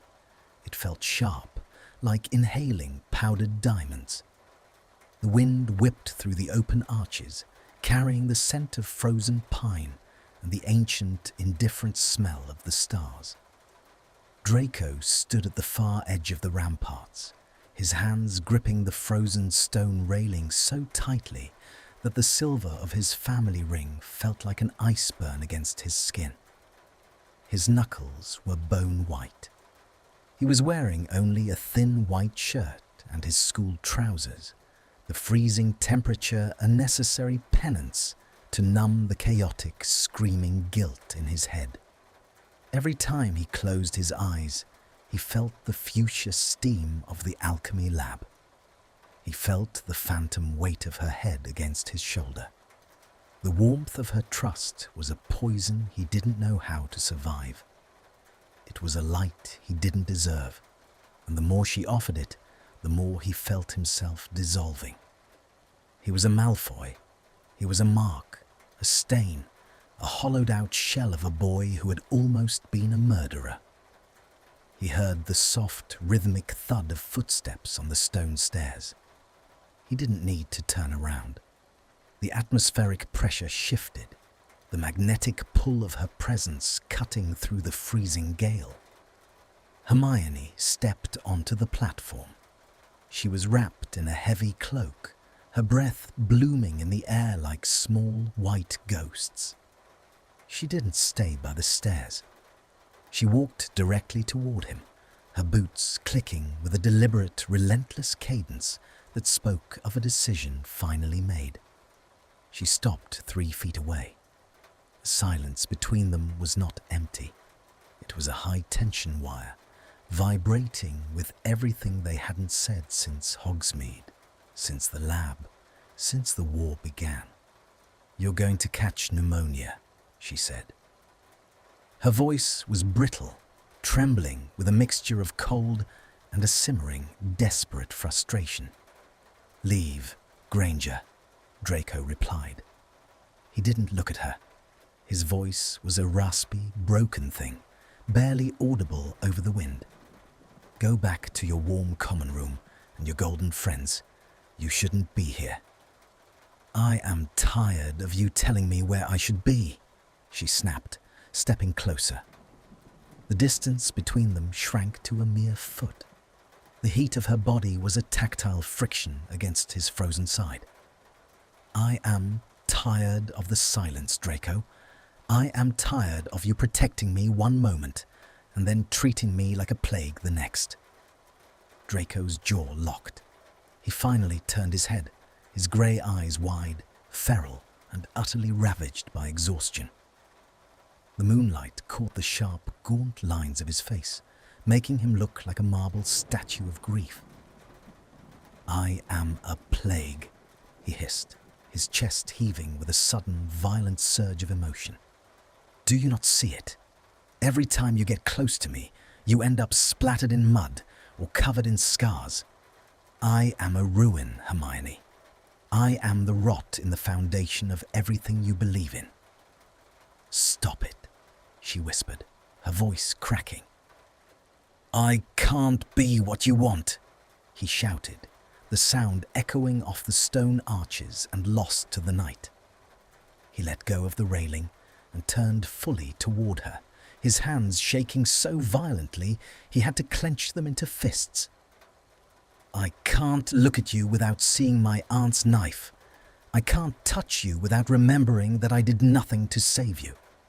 You offer me trust like it's a gift, but to me, it's a sentence. It's a reminder of every second I spent being a coward." The internal monologue he had kept locked behind iron doors for a year finally burst. He was trembling from head to toe, the cold of the tower finally penetrating his bones. But it was the emotional exposure that was truly freezing him. He looked at her, his expression one of absolute catastrophic surrender. Hermione didn't flinch. She didn't retreat. She watched him crumble, her heart breaking for the boy who was trying so hard to hate himself into safety. "Is that what you think?" she asked, her voice steady now, thick with a profound, anchoring warmth. "That I'm some fragile thing you're going to break?" She took the final step, closing the gap until there was no air left between them. She reached out, her small, warm hands moving with a slow, agonizing deliberation. She didn't go for his face. She reached for his hands. She wrapped her fingers around his white-knuckled fists. The heat of her palms against his frozen skin was a visceral shock, a jarring alignment of fire and ice. Draco gasped, his eyes flying shut. He tried to pull away, a final, desperate instinct of repulsion, but she held on. She squeezed his hands, her thumbs tracing the line of his bruised knuckles. "Look at me," she commanded. He opened his eyes, his breath hitching in his throat. "You didn't save me then," she whispered, her brown eyes locking onto his with a terrifying, beautiful intensity. "But you're saving me now. Every time you stand in front of a wizard in the street, every time you steady my hand in the lab, you are choosing something different. You aren't the rot, Draco. You're the survivor. And so am I." Slowly, she uncurled his fingers, interlacing her hands with his. She lifted his right hand, the one wearing the Malfoy signet ring, and pressed it against the side of her neck. His long, trembling fingers came to rest directly over the silver tissue of the scar. Draco's knees nearly buckled. The tactile reality of the mark, the heat of her skin, and the absolute vulnerability of her throat beneath his hand was too much. The magnetic pull he had fought for months finally snapped, dragging him toward his center. He bowed his head, his forehead dropping to rest against hers. A single, jagged sob escaped his throat, a sound of pure, unadulterated relief. "I'm so sorry," he choked out, the words finally breaking free. "I'm so sorry, Hermione." "I know," she breathed, her own tears finally spilling over, hot against her cold cheeks. The atmospheric pressure of the tower reached a breaking point. The tension that had sustained their enmity, their doubt and their fear collapsed into a single, shared heartbeat. Draco shifted his hand from her neck to the back of her head, his fingers tangling in her wild, frost-dusted curls. He pulled her closer, his other arm wrapping around her waist with a desperate, crushing strength, as if he were afraid she might evaporate into the starlight.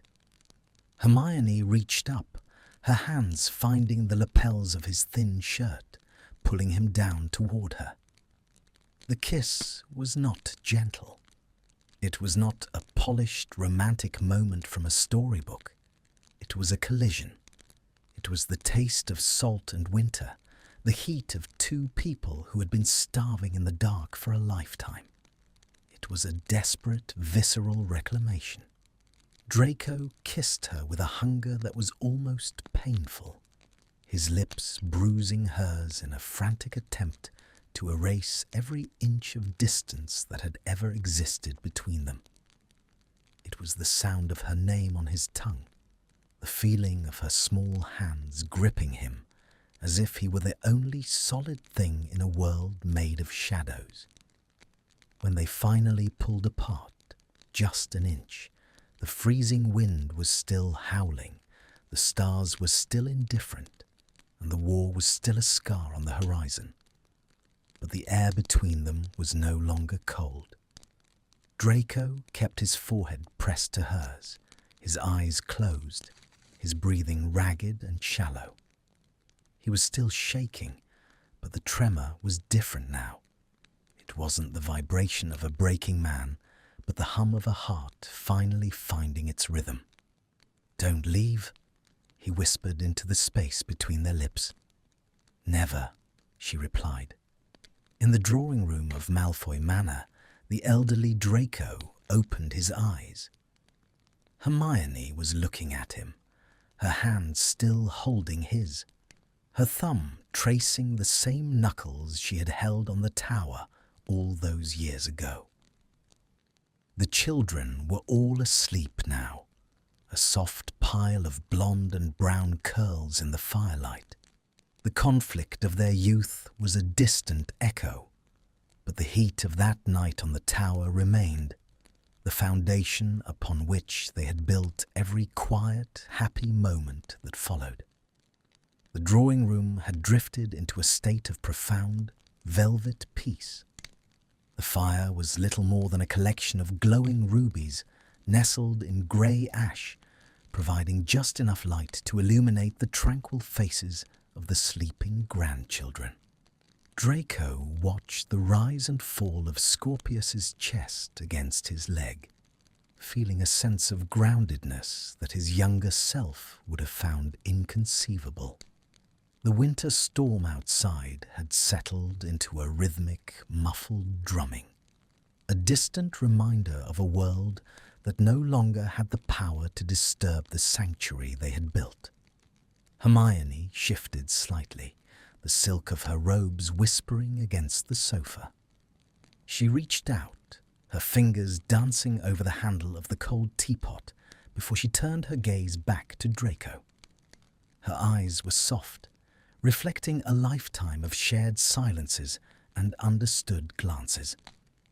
"The tower changed everything," she murmured, her voice a gentle thread in the quiet.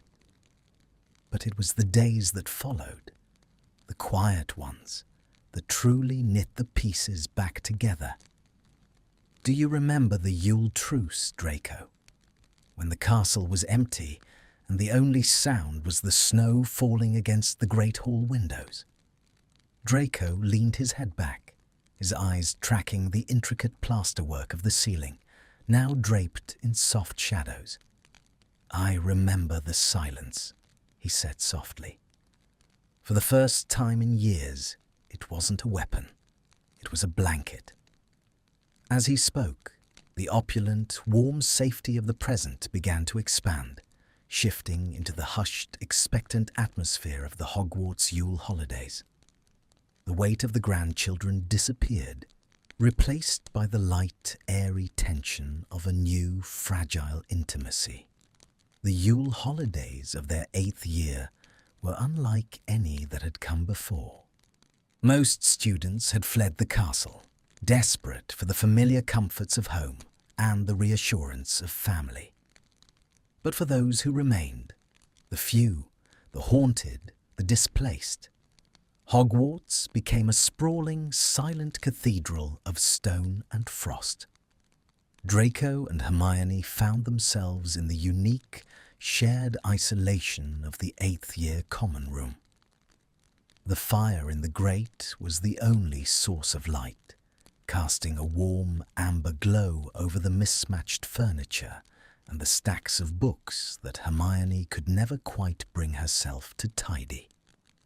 The atmospheric pressure had shifted from the violent electric static of the astronomy tower to something thick, slow, and intoxicating.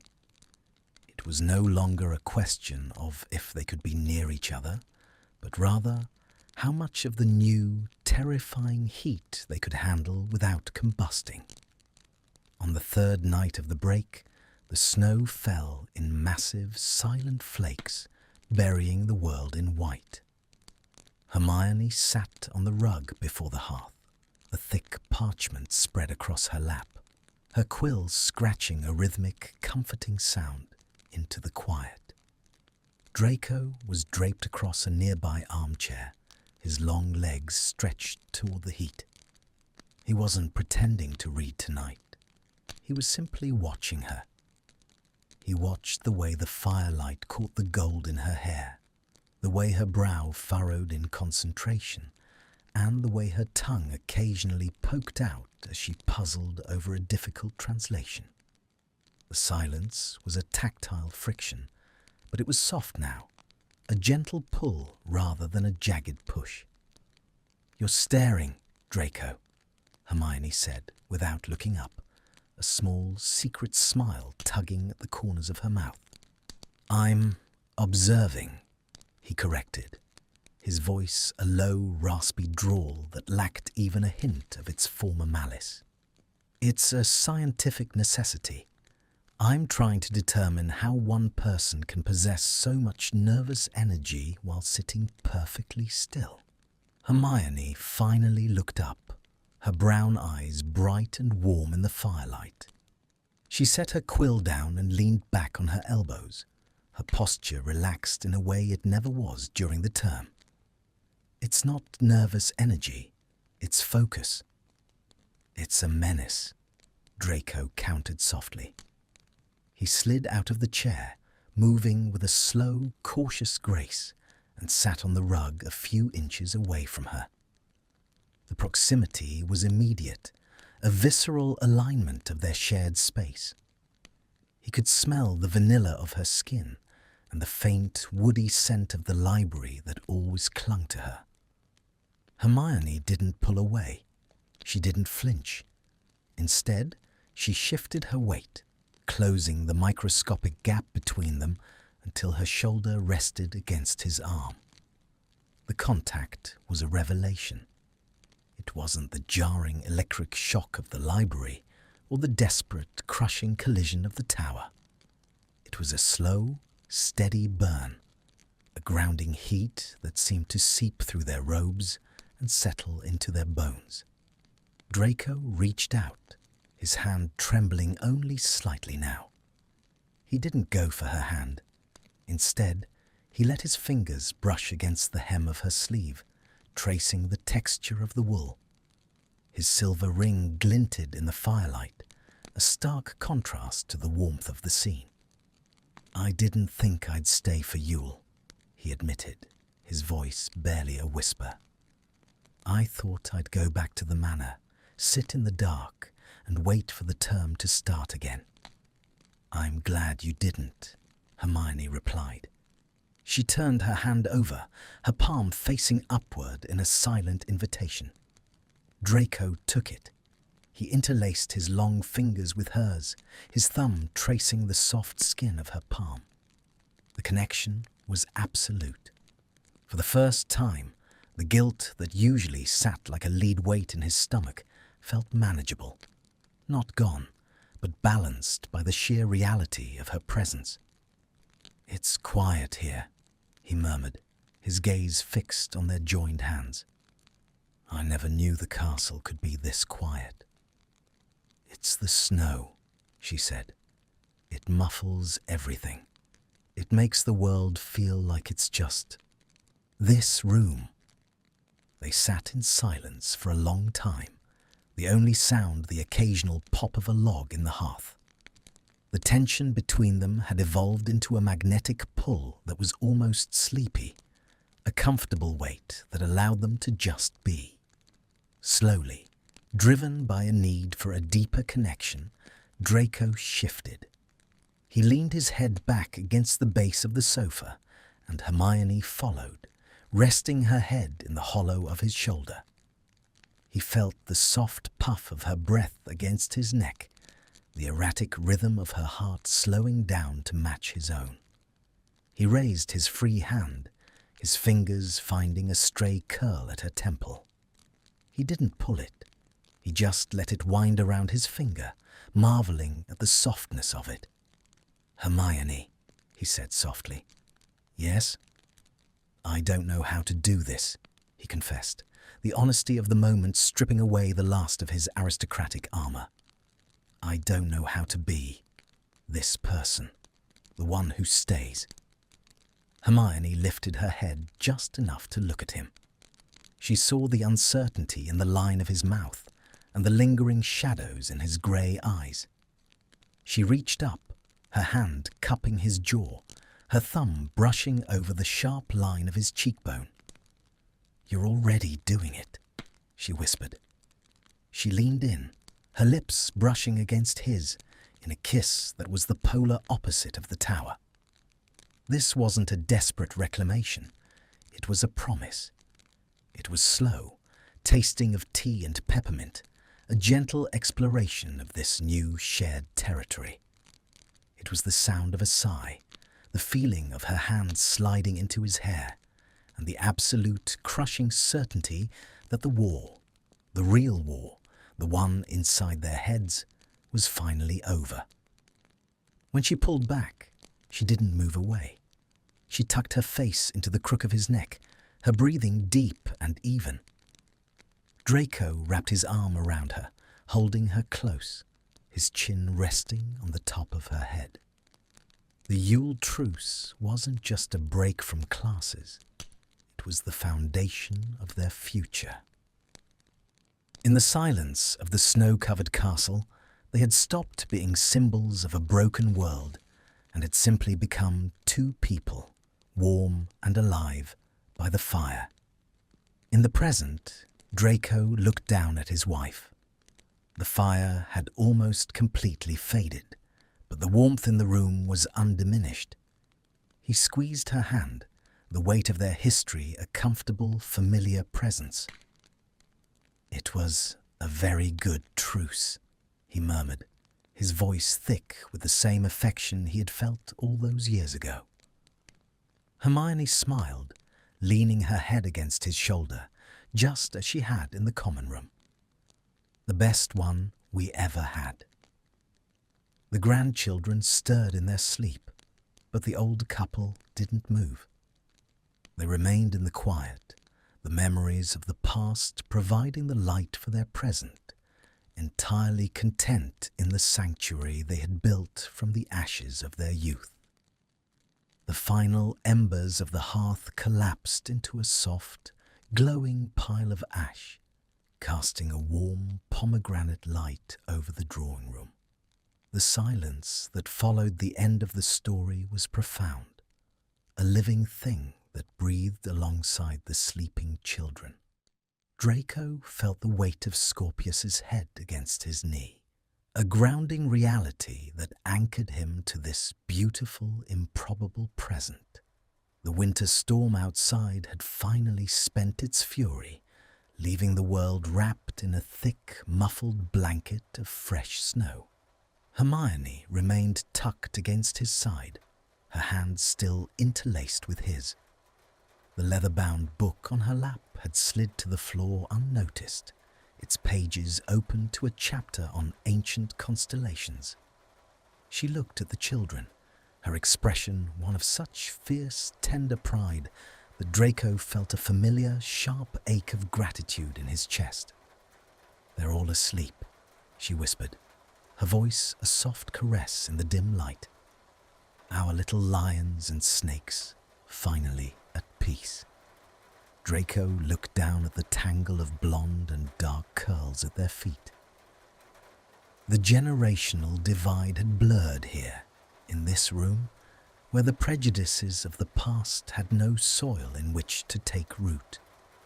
"It's a miracle they haven't burnt the manor down yet," he drawled, though his voice lacked any real bite. "I suppose we have you to thank for their spirited natures." Hermione let out a tiny huffed laugh. "And we have you to thank for their impossible stubbornness." She turned her head, looking up at him. The firelight played across the elegant lines of her face, and for a moment the decades fell away. He didn't see the grandmother, the scholar, or the minister.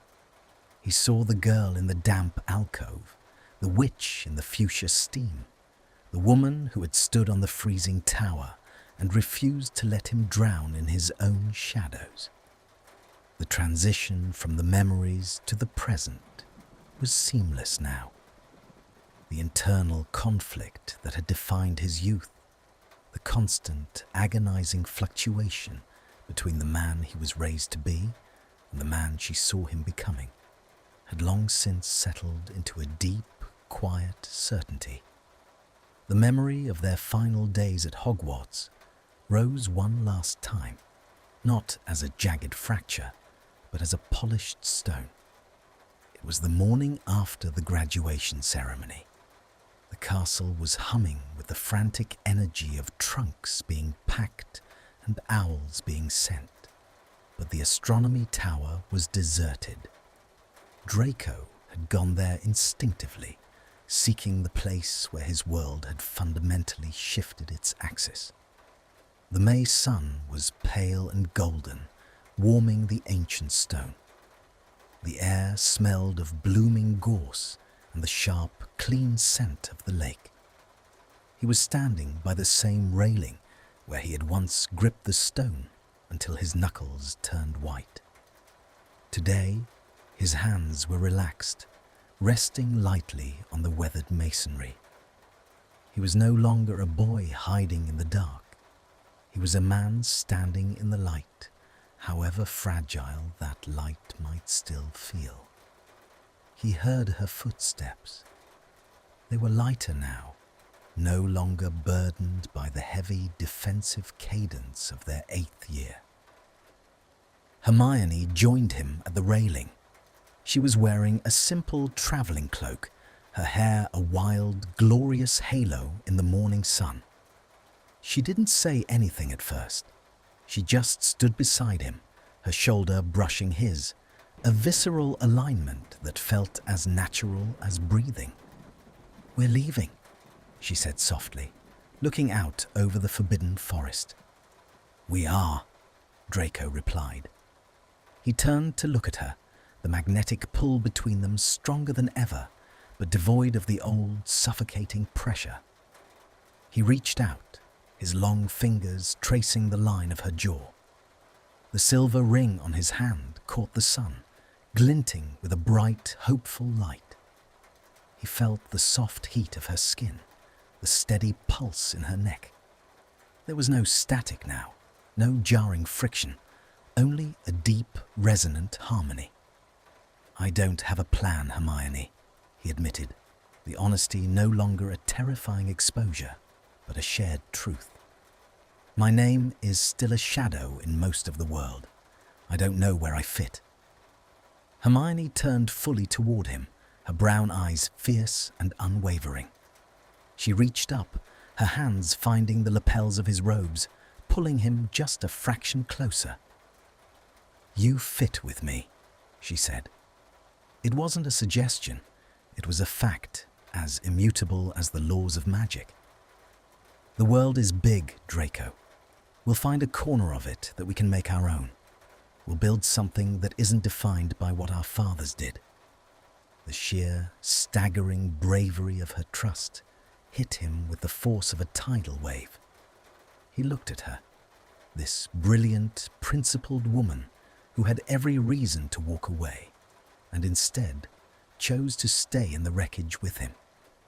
"You're far too good for me," he whispered, his voice thick with a raw, unprotected emotion. "Probably," she smirked, her eyes dancing. "But I've always had a weakness for difficult cases." Draco laughed, a real, genuine sound that startled a few birds into flight from the rafters above. He leaned down, his forehead resting against hers. The silence on the tower was no longer heavy with ghosts. It was light with possibilities. He kissed her then.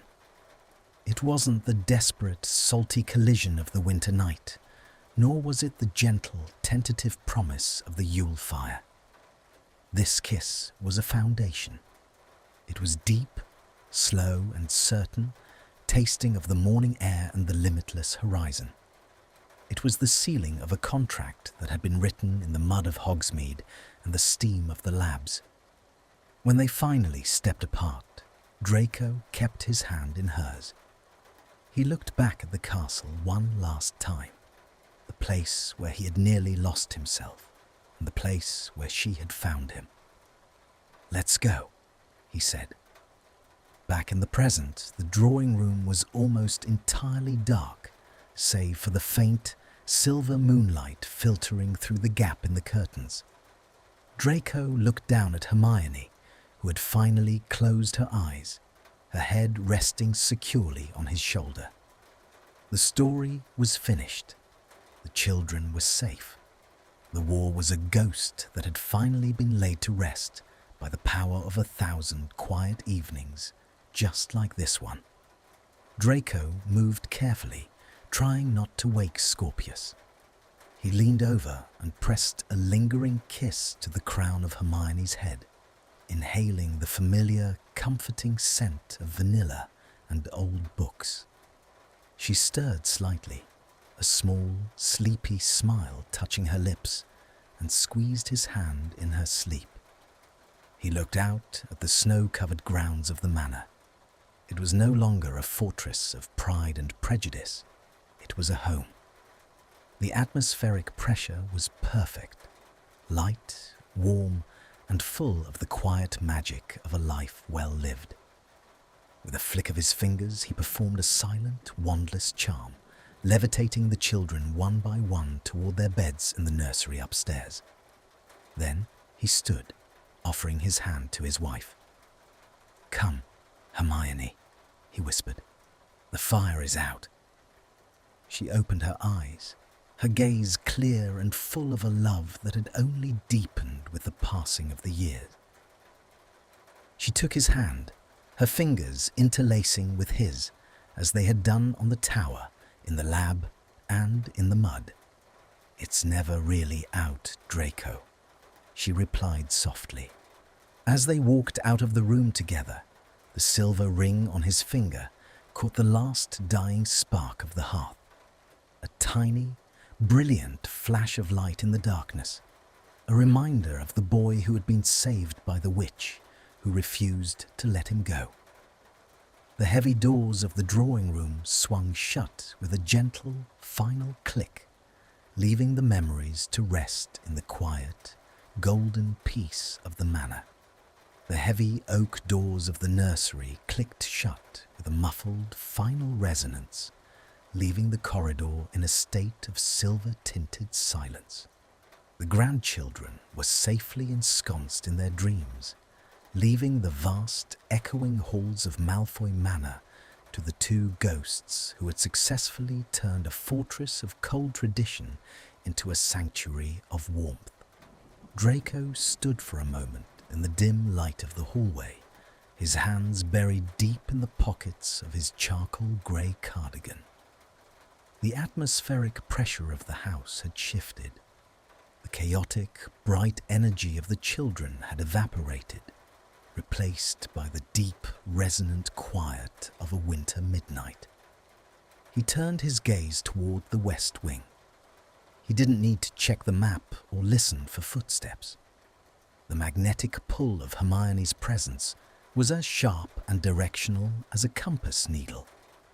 He found her, as he always did when the world went quiet, in the library. This was no longer the oppressive, shadow-drenched hall of his ancestors. Over the decades, Hermione had systematically dismantled the library's gloom. The heavy velvet drapes had been replaced by lighter fabrics that breathed. The dark, brooding portraits of scowling Malfoy patriarchs had been moved to the gallery, replaced by tall, enchanted windows that invited the moonlight to dance across the floor. The scent of the room was a complex, comforting layers of old parchment, dried lavender, and the faint, citrusy tang of the tea she insisted on brewing at odd hours. Hermione was standing at the far end of the arithmancy section, her back to him.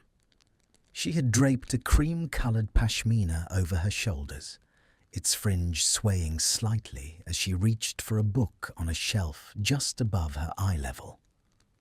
Draco stopped at the threshold, his breath hitching. Even now, with the silver in her hair and the gentle gravity of time visible in the way she moved, the sight of her in a library caused a visceral alignment of his past and present.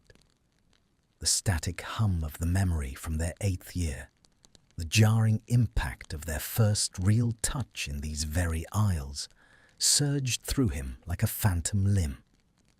He walked toward her, his footsteps swallowed by the thick Persian rug. He didn't speak. In the language they had spent a lifetime perfecting, silence was often the most profound vocabulary. He stepped into her space, his chest mere inches from her back. The heat radiating from her was an anchoring force. Without a word, he reached over her shoulder, his long, pale fingers easily curling around the spine of the book she was reaching for. It was numerology and the lunar cycle. The same dark, cracked leather binding that had once been the catalyst for a catastrophic collision of their two worlds. Hermione didn't flinch. She leaned back, letting her weight rest against his chest, her head finding the familiar hollow of his shoulder.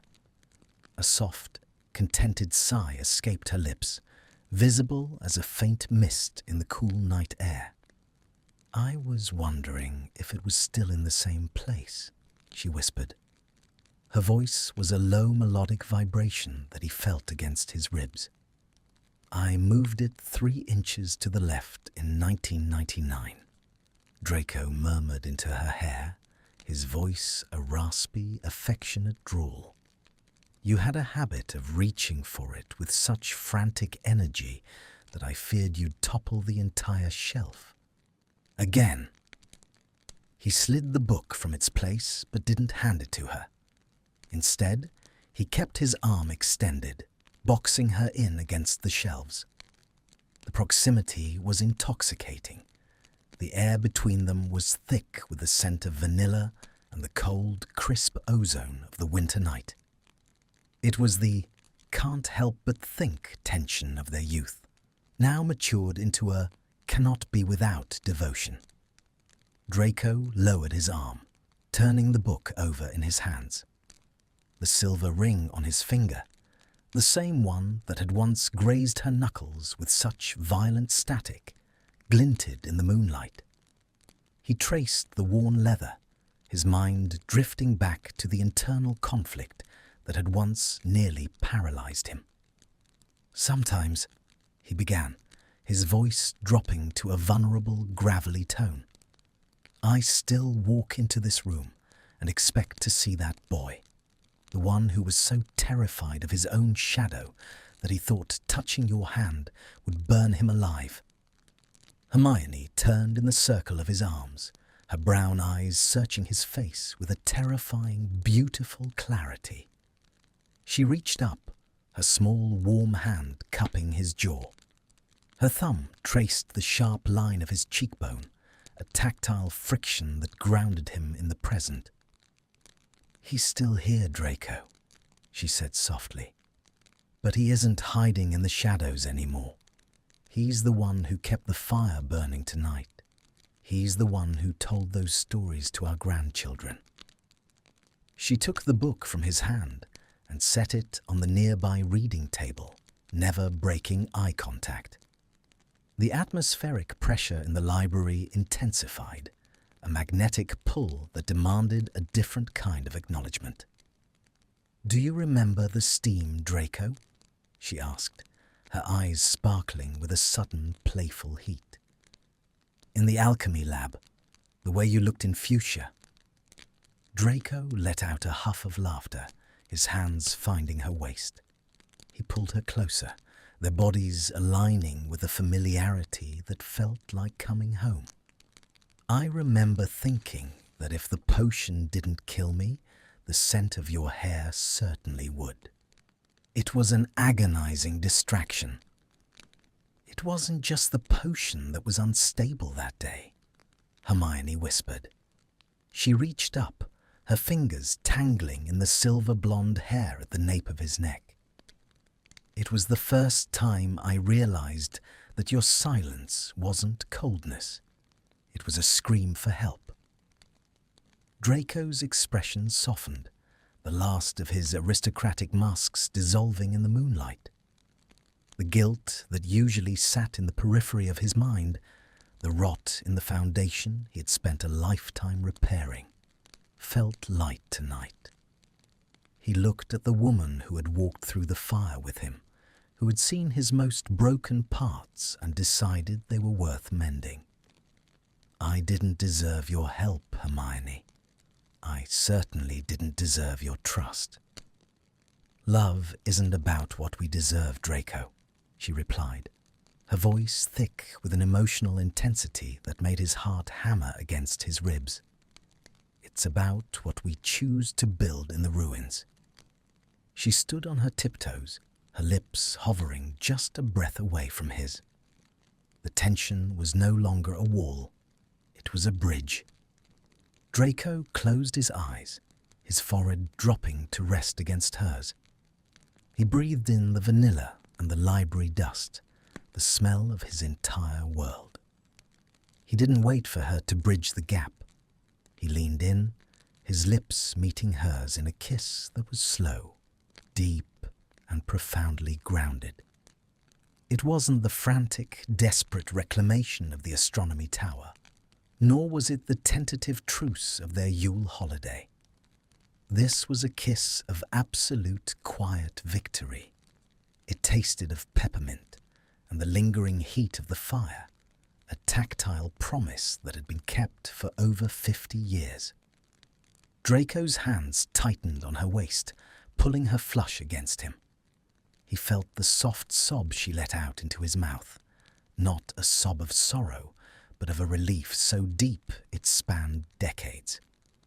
The static hum of the library seemed to vibrate in sympathy, the ancient stones finally witnessing the resolution of the friction they had sheltered for so long.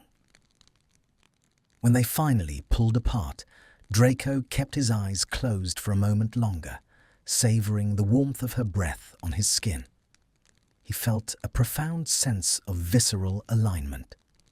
The boy who had almost been a murderer was gone.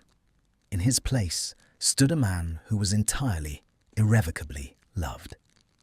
"I think," Draco whispered, his voice thick with emotion, "that I would like to dance." Hermione blinked, a surprised, beautiful smile breaking across her face. "In the library? At 1 a.m? Without music?" "The house is playing its own music, Hermione. The wind, the fire, the way your heart is beating against mine. It's a symphony." He took her hand, his fingers interlacing with hers. The silver of his ring pressed against the gold of her wedding band, a metallic harmony that reflected their journey. He led her to the center of the room, where the moonlight pooled on the floor like spilled milk. There, between the shelves of arithmancy and ancient runes, the elderly Malfoys began to move. It was a slow, rhythmic sway, a dance that required no choreography other than the magnetic pull they had followed since they were 18. Draco watched her face, his gaze a tactile friction that she met with an anchoring steadiness.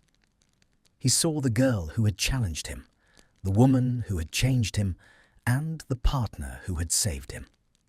The "can't stand it" had long since become the "can't live without." And as they moved through the silver light, the library was no longer a place of memories. It was simply a room where they were alive, together in the quiet. The conflict of their youth had not just been resolved. It had been transfigured into a peace so solid it felt like the very stone of the manor. As the dance slowed, Draco pulled her into a final, crushing embrace. He buried his face in her neck, breathing her in one last time before the night claimed them. "I love you, Granger," he murmured, using the name that still carried the weight of their beginning. "I know, Malfoy," she replied, her voice a soft, triumphant echo in the library. "I've known since the storm." They stood there for a long time, two silhouettes against the moonlit shelves, the silence of the manor finally, perfectly, theirs. The first light of dawn was not a sudden intrusion, but a gradual, pearlescent seeping of colour through the heavy mists that clung to the Wiltshire hills. Inside the manor, the air had grown cold and still, the kind of absolute quiet that only exists in the blue hour before the world wakes. Draco sat on the edge of the large four-poster bed, watching the rhythmic rise and fall of Hermione's shoulders beneath the heavy silk duvet. The silver blonde of his hair was a pale ghost in the twilight. He felt the familiar, dull ache in his joints, a reminder of his mortality, but it was eclipsed by the profound, visceral peace that had settled in his marrow. He didn't wake her with words. He reached out, his long fingers trembling only slightly from the morning chill, and brushed a silver-dusted curl away from her temple. The skin there was like fine parchment, delicate and mapped with the history of their life. Hermione's eyes fluttered open.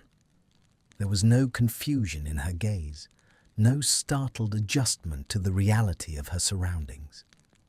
She simply looked at him, and the magnetic pull that had defined their existence for over half a century flared to life once more.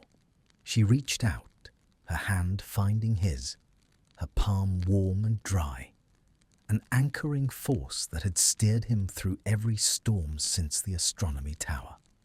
"The snow has stopped," she whispered, her voice a soft, raspy thread in the quiet. "The world is waiting for us, Hermione," Draco replied, his voice a low, melodic baritone. They moved with the slow, deliberate grace of people who had nothing left to prove and nowhere else they would rather be. They dressed in heavy wool and dragon hide, preparing for the bite of the winter air. As Draco fastened the silver clasp of his cloak, he caught his reflection in the tall, ornate mirror.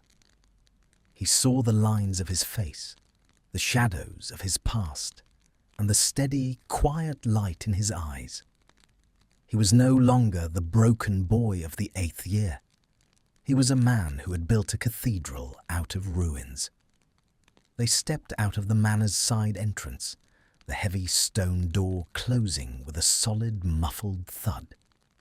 The world outside was a masterpiece of white and grey.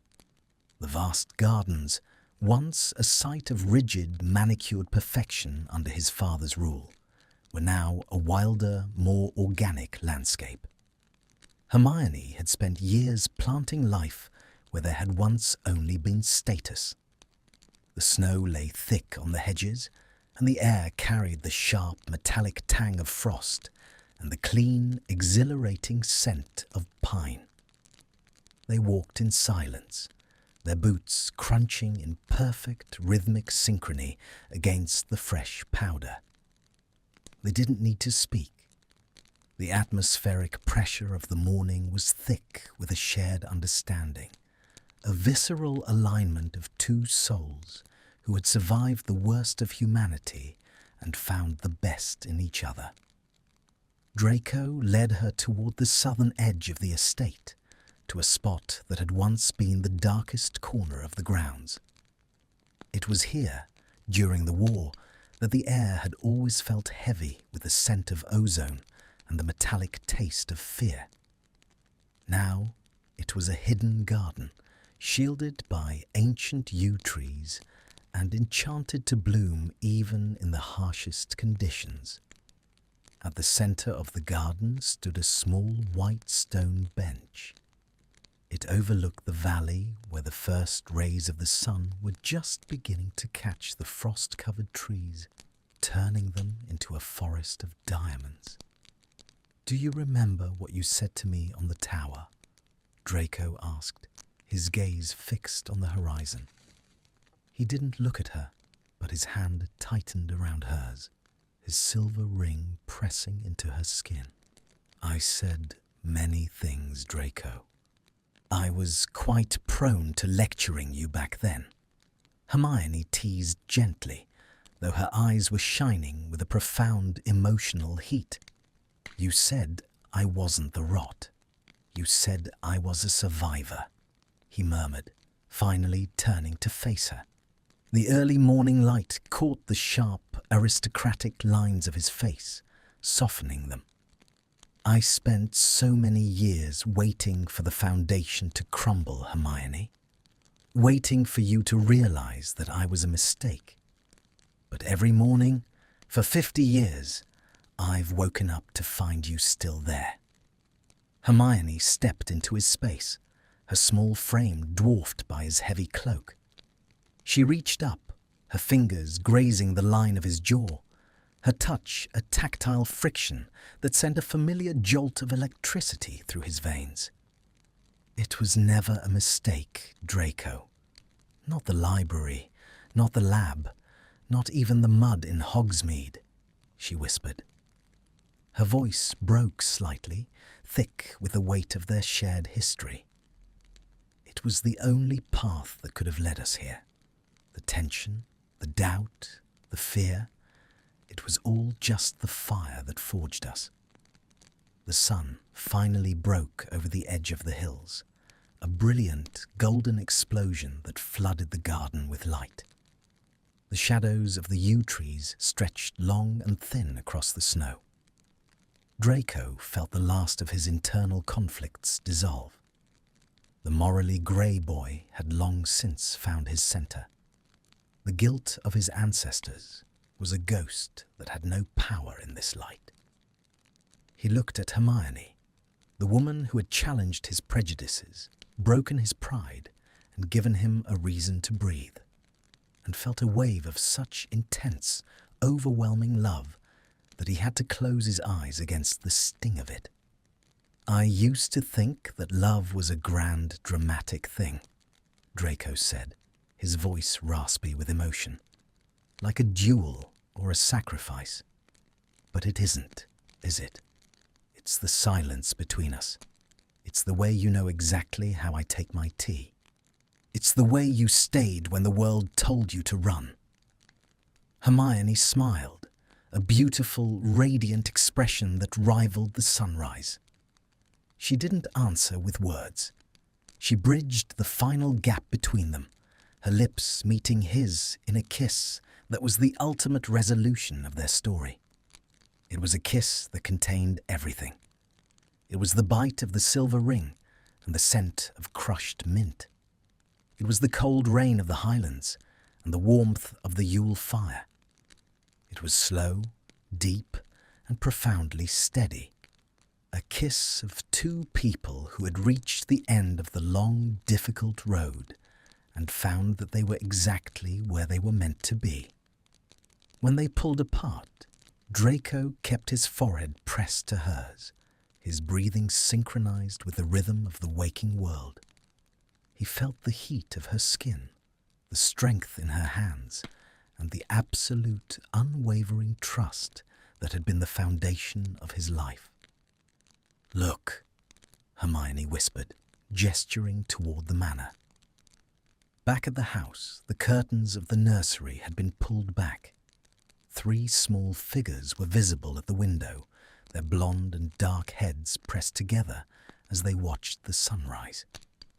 They were the living proof of the victory Draco and Hermione had won, a future built on the ruins of a past that could no longer hurt them. "Our legacy," Draco murmured, his arm wrapping around Hermione's waist, pulling her flush against his side.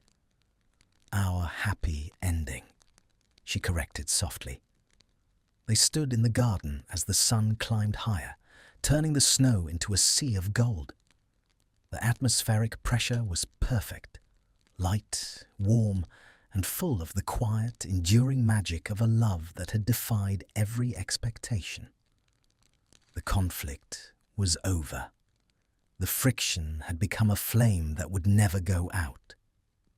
As they turned to walk back toward the house, their footprints in the snow were deep and clear, side by side, leading toward the home they had built together.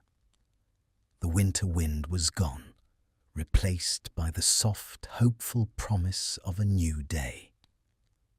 Draco Malfoy and Hermione Granger walked out of the shadows and into the light, their hands interlaced, their hearts finally, perfectly at peace. Thank you for staying with me until the end. This story is very special to me. It is not just about magic, it is about how people can change. We often think that our past defines us. We think our mistakes are like scars that never heal. But Draco and Hermione show us something different. They show us that love is a choice. It is a choice to stay. It is a choice to forgive. And it is a choice to build something beautiful from the ruins of war. I wanted to show you their silence, their small touches, the way they look at each other when the world is quiet, because that is where real love lives. Life is not always easy. Sometimes it is cold like a winter storm, but I hope this story reminded you of one thing. No matter how dark the night is, the sun will always rise. Hold on the people who make you feel safe. Until next time, stay magical.